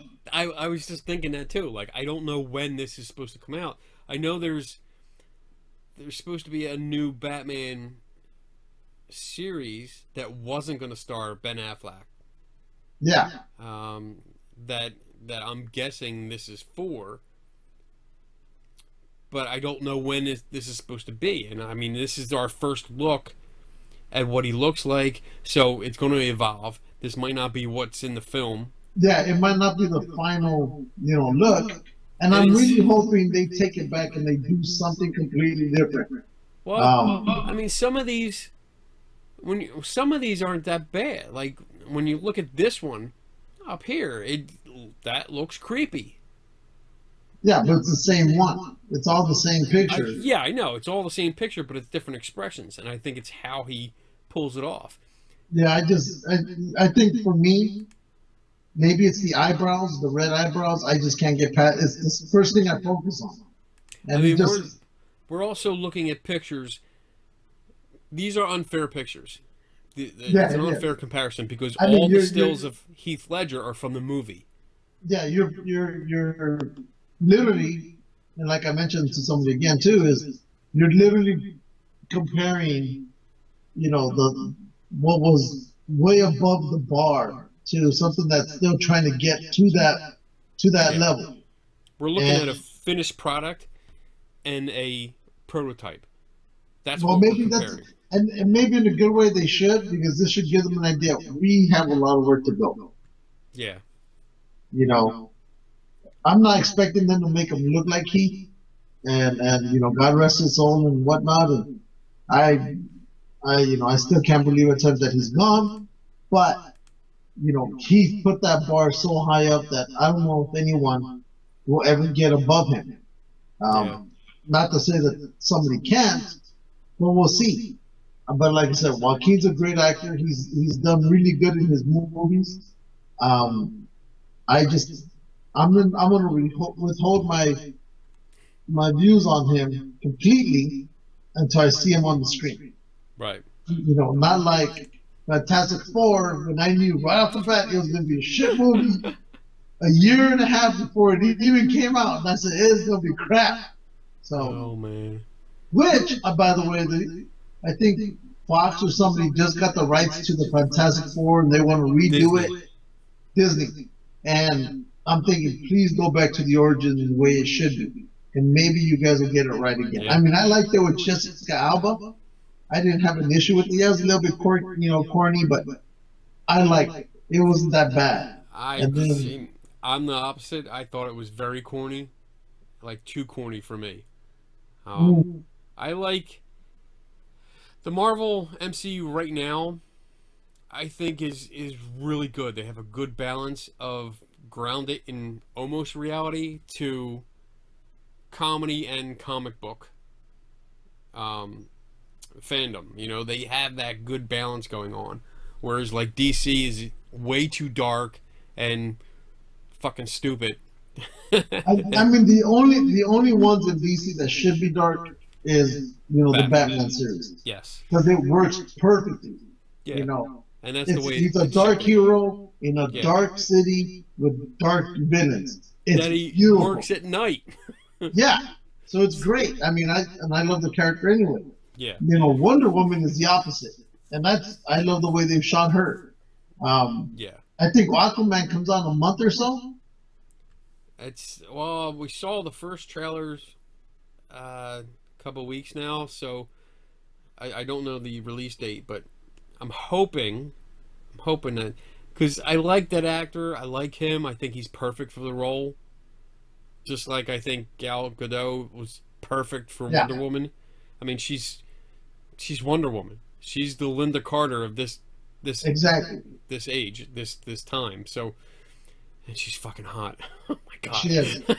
She's beautiful. She's absolutely gorgeous. I still take Linda Carter, but. But she's also, she plays the part. She has everything that needs to be done to be an Amazon, so she's perfect. Exactly. And I think oh shit, I mean, I like the new Superman. I like him. But I just think they need to, and unfortunately, you might agree with me or not, but unfortunately I think they've kind of mixed in religion with it. You know. Yeah. And I don't care for that. Just get away from the religious aspect of it. He's just a hero. He's not nothing else. Batman versus Superman was had way too heavy of religious overtones over it. It was ridiculous. Like the scenes in the beginning of the film where he's like the flood, where people are waiting on the roofs and he's just hovering there. That's fucking stupid. That's dumb. I don't know who's the religious fanatic over there, but they need to change that nonsense. Yeah. But I like him as Superman compared to a lot of the other ones. I like the way they've done the effects, and like for example, I was thinking about that. I think it was in the first movie where you see him going up in the sky, and you can see the waves of when he breaks the sound barrier. Yeah. I thought that was cool. Good. I liked. Yeah, I thought he was good. He was down to earth. He was discovering what he could do and trying to figure out his way, which is great. And I like the Lois Lane. I've always thought she was beautiful. So. I thought she was good. But the only thing I would critique on that was that the comic book Lois always could kick ass. She could fight. She could actually defend herself for the most part on her own. I mean, Superman was always there. He had that magical sensor. You know, oh, Lois is in trouble. Halfway around the world, I can still save her. But she could at least fight. She had training. She had martial arts training. She could fight. But I think they've gone with the Lois Lane from, Margot Kidder of she couldn't really defend herself. And I think that's why all Lois Lanes have taken that example of she can't control, she can't defend herself. She needs somebody to defend her or protect her in some form or fashion in certain aspects. But at least she still went in the danger. I mean, like, she Yeah. still goes into it, and she's an investigative reporter, so she went and took those chances, which I liked seeing. Yeah. But I thought the overall tone of Man of Steel was too dark. Yeah, Like, and they need to lighten up on it. Yeah, they needed to lighten up the colors and brighten up the daytime. I mean, even the daytime shots looked like it was always dawn or dusk. It just, I didn't like that at all. But what's coming out this weekend? Venom. Venom, and I'm not hearing good things. I'm probably gonna go watch it, and hopefully, cross my fingers. I mean, I saw that last Predator movie 2 weeks ago. Yeah. And I wasn't expecting a Oscar-winning movie of the year. You don't, yeah, because it's Predator.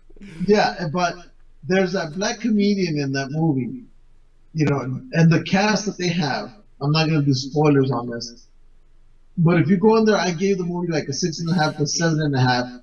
But there's so much comedy going on within this group that sometimes you forget. Oh, how this, whatever. That's funny. I can continue on with this movie because that black comedian, he's a good comedian when he's live on stage. But here, him and the other guys, they set a tone, and it helps the movie. But I think on a side note, there is so much potential for the Predator character, but Hollywood doesn't know how to grasp that character. That's why every time they fail with it. All the movies they make with them fail, with the exception of the one with Arnold Schwarzenegger. But outside of that, he's a great character. They just don't know how to cast him. It's almost like there's certain people in Hollywood that they could do so much more with this guy, but they can't because they don't know how to cast him. Good example. I think Martin Short. He's a comedian. Mm-hmm. And he was one of the three amigos, I think, if I'm correct. Yeah. But he's talented. He knows what he's doing, but Hollywood just doesn't know how to cast him.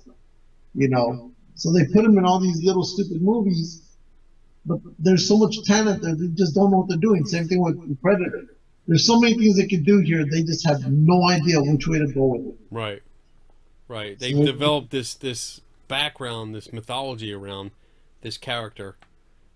This race of characters that it's like, what do you do? Because you've made them like these super awesome fucking hunters with all this advanced tech, and you need a good enemy. You need a good person to put them up against, which I think is why they probably mashed up the Alien and Predator franchises to give them something to hunt. But even that was...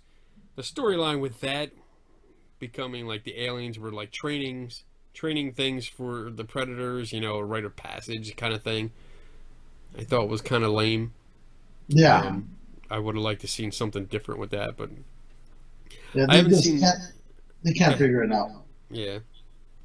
But you're right. The Schwarzenegger film was good. That was it.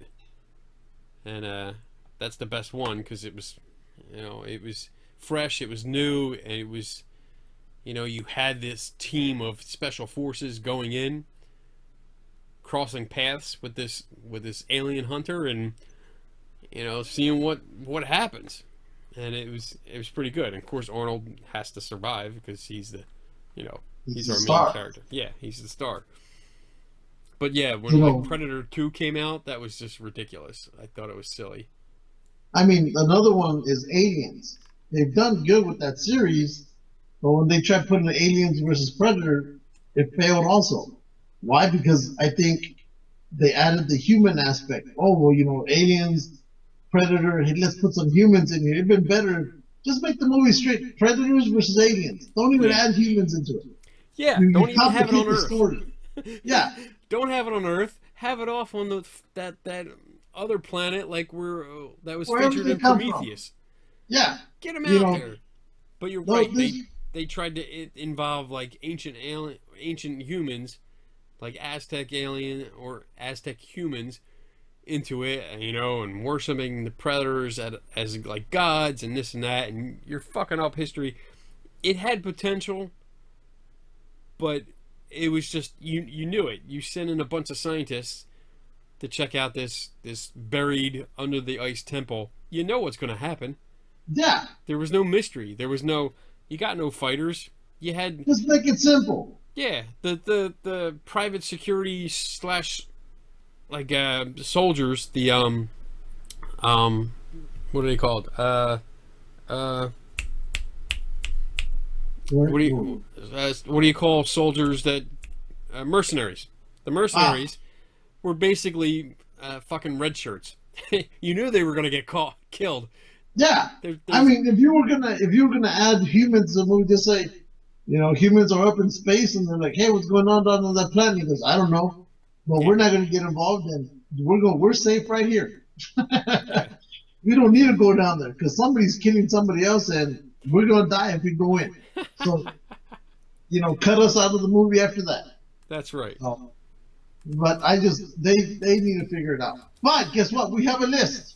Oh shit! You better Before hurry we up. go, we gotta do a list. We're at 2 hours now. I know, but this will be a quick list. Okay. So it's the very first thing on our page, and you'll know it when you see it. Very first thing, huh?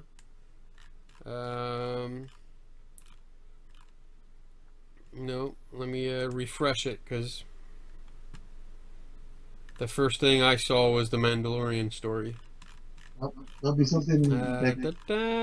Here we go. It's list time again.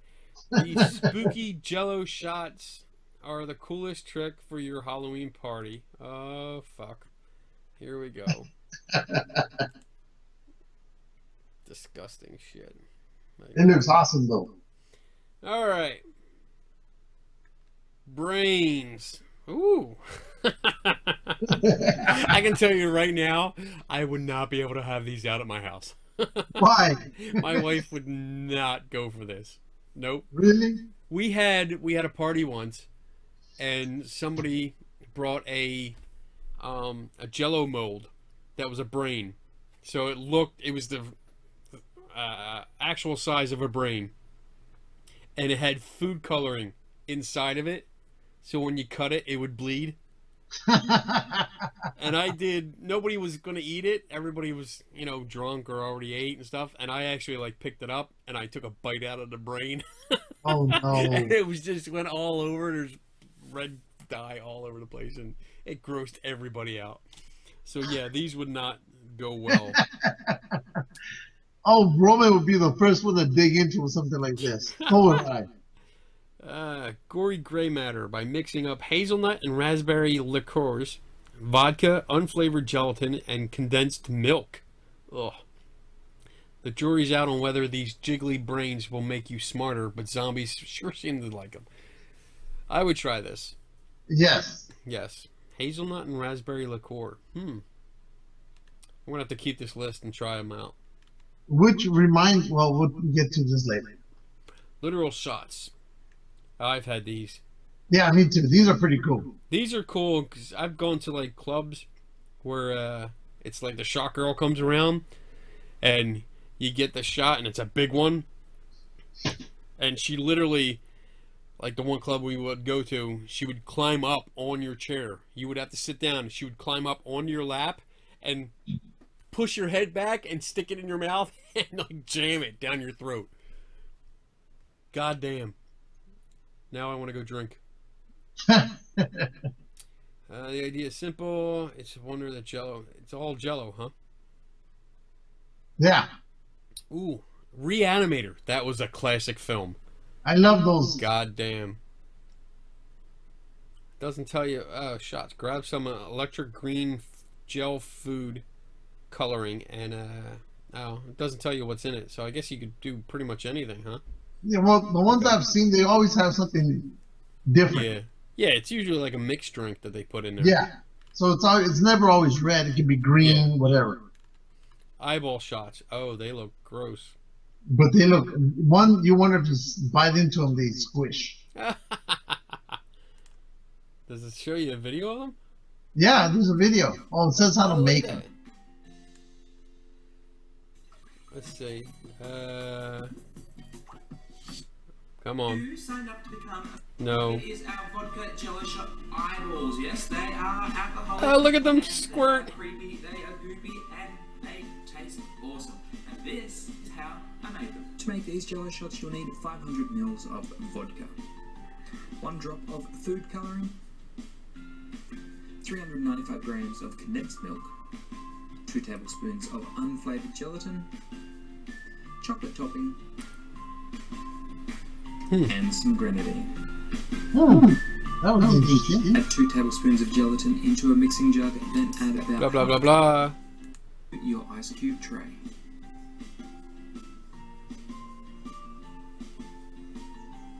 Set it in the fridge for about 20 minutes to set. While you're waiting for that to set, grab your remaining jello mixture and pour in your condensed milk. Give that a stir until combined, and top to the 2-cup mark with vodka. Just keep pouring, bitch. You know what? You could add rum to this. Chocolate pupils Yes. to each of your eyeballs.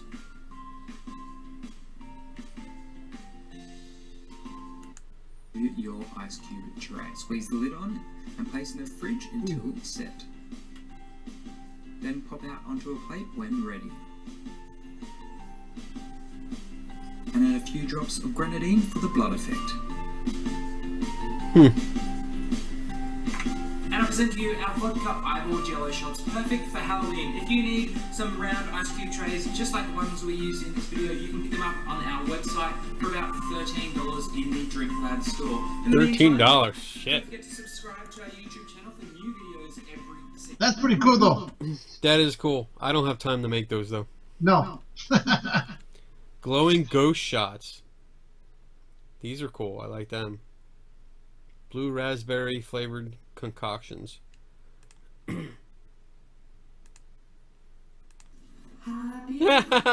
It looked like little dildos. Of course. You can make them into Oh glowing. my god, that's scary. This does not, yeah, it looks very provocative. And Alright, let's get this party started. Okay, bloody ice. Pour some tonic we water. need a cup of tonic water, guys. Oh, tonic water. Booze! Say it again, Russia. Booze. Good. First, we can hit it with a little bit of vodka. Vodka. Okay? Quite a lot of vodka, actually. We're going for about a quarter of a cup. We let Wow. the English girl pour it. I don't know why, considering we have a Russian here. Next, we hit it with the coconut rum, okay? To give the coconut Oh. rum to a Russian. Oh, now you get. Now you want to know. Now I'm happy. Okay, bring all the people together. You know what I'm saying? So we're going to give this one final stir just to make sure the booze is really well combined. And then we're going to take a little dish just to stabilize our jello shot mold. Exactamente, okay? And check out this mold, homeboy. Bought it on Amazon, okay? Prime, okay? Because I'm a Prime member. I'm joking, okay? I bought a regular. I can't afford Prime. Anyway, okay? This is really an ice cube mold. Yeah, it's actually an ice cube mold. Wow. We used it. I just got you. Yeah, you know, Fill the mold. we use this little dog as a dog. That's cool. Dog. Alright, I will do that. Because you saw rum. Candy This corn looks pretty shot. cool too. We don't have I don't time to think go we through need- all these videos. Yeah, I don't think we need to do the video on this one because it looks pretty much self-explanatory. That's, yeah. It's candy corn. You like candy corn? I love candy corn. I like it too. I love it. Frankenstein shots. They look kind of cute. They look like Yeah. too much work though. Yeah, exactly. Unless I just draw on them with the marker. Gummy worm shots. That looks like too much work. That looks like too much work. Ooh, Boom shots. mold the white. There's probably a mold that you can do. Puts a spin on the jello shot by combining gelatin bones with a blood red cocktail. Mold the white gelatin in a skeletal ice cube tray and add extra booze on top. It looks spooky but tastes delicious. Ow. Okay. Witch's brew shots. Oh, You they're might cute. like this one. Little cauldrons. Rum and vodka. That's why I like it. I'd like it even more if other people made this. Yes. Oh, I Your like shot. number 10. No, I don't think anybody would drink these. I definitely wouldn't drink them if you brought them. Body parts. I've seen these. Yeah, I've seen those. That the market downtown that we took you to. Reading Terminal? The Reading Terminal Market, yeah. They have It's- one of the shops is like a chocolate shop, and it has all of this shit. Really? All kinds of body parts, all kinds of tools, everything made out of chocolate. Oh, wow. Yeah. Pumpkin spice can go away. I hate pumpkin spice. And that's it. Good. That's it. All right. All I right, thought let's you would wrap like this. that one. Let's wrap this up, Alrighty. fucker. I thought you would like that one. That was Oh, good. but Makes one me- last thing. A few weeks back, I don't know if you saw, I was up at the Biltmore Hotel. And that is the last place where the Black Dahlia was seen alive. Black Dolly. Dahlia. Dahlia. What's that? She was that girl they found cut up in a field. And her body was drained of blood. And she was like basically almost cut in half. Huh. And it's a big, if you're into crime and stuff like that, hers is one of the big ones because it was never, solved. So I went to the hotel because I went there there was a, big old dinner and everything. So when I figured out, oh, this was the Black Dahlia was at, I took pictures. I should go back and link them over to G&G. I thought I did. Okay. But they had a drink called the Black Dahlia. And I was like, oh, well, since I'm here, I might as well try it. It cost like $13-15, somewhere around there. And it was a damn good drink. It was citrusy with rum, and I think some vodka in there, but it was really good. Nice. The alcohol didn't overpower the orange didn't. It was just perfectly balanced. But I find it funny that the hotel made a drink about a murder victim that was in their place. So, but it's a beautiful hotel. I should go back and Yes, you should. and look for it. All right. What do you got coming up? What I got coming up? Well, next week I'm leaving for North Carolina. Okay. So I'm leaving on Thursday, arriving Friday, and then leaving Sunday night. And I'll be flying out of Vegas for that trip because apparently if you fly out of Vegas, it's $350 cheaper than flying out of Los Angeles. Even though I gotta drive 3 hours to Vegas, but I don't care. Because I got friends, I'm gonna stay over there for the night. Patty and I, we're both gonna stay there, hang out until it's time to fly out, and then we'll be back on the 14th, leaving Vegas on the 15th, which is Monday. Okay. So I know there's a Hollywood tour I'm waiting on right now because we're supposed to get access to a building that's been locked up for years. It used to be an old theater. I think it's called the Pacific Theater, where Carol Burnett used to work at. Okay. So we'll see if I can get in there. It's just more for touring, not for ghosties, but I'm gonna try the ghosty aspect anyway. And see what happens there. Okay. But Awesome. can't remember anything else after that. I know our friend Bianca has a movie she's doing on the 15th, Yeah, I saw that.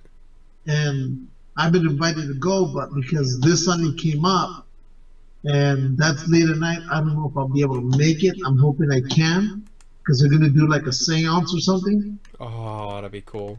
So I need to get it. So, Yeah. I haven't found any links from her, so we can link it to G&G. And I want to, but I haven't been able to find anything. Hmm. And look here, maybe.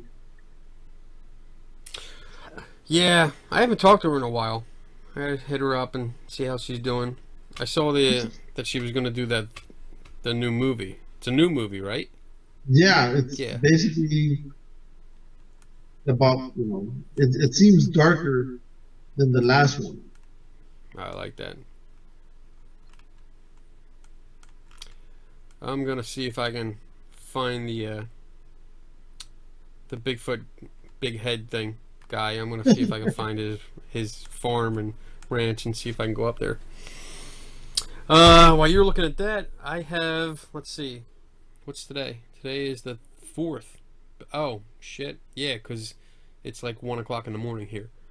Yeah. So Friday, October 5th, I will be at the White Hill Mansion in Fieldsboro, New Jersey again. My wife is giving a class on decorating bottles because of, you know, what she does. It's a fun night that they do at the mansion where a bunch of people get together, they do some kind of art, and they drink. So I will be there. And then this Saturday, I will be over in Jersey. I'm not sure where, but it's a big event called the Witches Ball, which is a huge event. They close down a bunch of streets in this one town, and it's like a big freaking block party. But they have vendors, they have beer, they have alcohol. Like, there's a part that's like a bizarre bazaar, which is, I think it's like more of a flea market kind of thing of all strange things and oddities. And then I believe at like 8 o'clock or 9 o'clock, it switches over to over 21, and it's just all night of drinking. Oh, really? Yeah, we went last year, and it was packed. Like, insanely packed. So we're going early to enjoy the oddities and flea market part and see everybody, and then I'll be out before the crowd gets too crazy. October 13th, I will be in the DC area. I'm going to be doing a lecture for the National Capital Area Skeptics. So I'm going to do a nice long lecture for them, talking about my strategies for solving mysteries. And then October 17th to the 21st, I will be in Las Vegas for SciCon. That's right. Yeah, I'll be there on the 17th. I'm coming home the Sunday, 21st, but I'll be out there. I'm hosting a workshop. I'm co-hosting a workshop for the SciCon convention, co-hosting with Joe Nickel, who is a well-known in the skeptic community, and author of, like, I don't know, 3,000 or 4,000 books. The guy's got everything. He's been doing it forever, which is awesome. I can't wait to do this. And then beyond that, I don't know what I have. I have a few projects in the works, but nothing confirmed yet. So there you go. What are you doing? I'm trying to send something to Bianca. Okay. Tell her I said hi. I will. And I think that's it. Are we done? Our sponsors. Our sponsors. Oh shit. Our sponsors. I haven't done this in a while. Well, John Fowler. I can go there. I actually did his expo. His expo was last weekend. I was there, and I had a lot of fun. Lots of people there, and it was interesting. I had some people try my dowsing rod rig that Mitch Silverstein made for me. They didn't work. You're not paying attention. I'm paying attention, brother. Better fucking pay attention. Dun dun dun. So John Fowler. Who else? We got to get new sponsors. Well, maybe if we get back to our regular Wednesday schedule. Oh shit. I don't know. But somebody keeps wanting to play with X-rays and see if they can make themselves glow in the dark. That's right, bitch. I do. Our friend East Coast Cat with Blue Ghost Marketing.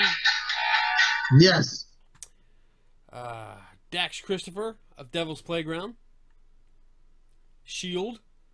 We gotta get a hold of Dax. We gotta see what he's up to. Luis's iPod Touch. Yeah, he disappeared. We gotta get him. Paranormal Skeptic Academy, which he stopped doing episodes. Yeah, he's now doing political stuff. Yeah, I hate political stuff, so I'll wait until he gets bored of that and comes back to this stuff. I'll get a hold of him. Okay. Movie Buff. Our friends at Movie Buff Game, which is an awesome game. Color World, of course. And Or So the Story Goes. They're still making videos and film series. Seems they were down here and I completely missed them. I didn't know they were here. And then our friend BJ. That's right. Yeah, BJ Hodges. Eric Altman. Eric Altman. And don't forget, he has a Bigfoot expedition coming up again next year. Yes. At the end of May. Yes. I don't know if I'm going to go. I don't know. So. It depends. It depends on what happens. There's other things that are happening that weekend. So it depends on what comes through, what is solidified, and maybe we'll be able to get out there. All right. And that's it. Okay. All right, bitch. So we're good to go. We are 2 hours and 21 minutes. Jesus. Good. Oh, yeah. All right. So that's it. That's it. Never stop learning. Take no one's word for it. And we are out in 3, 2.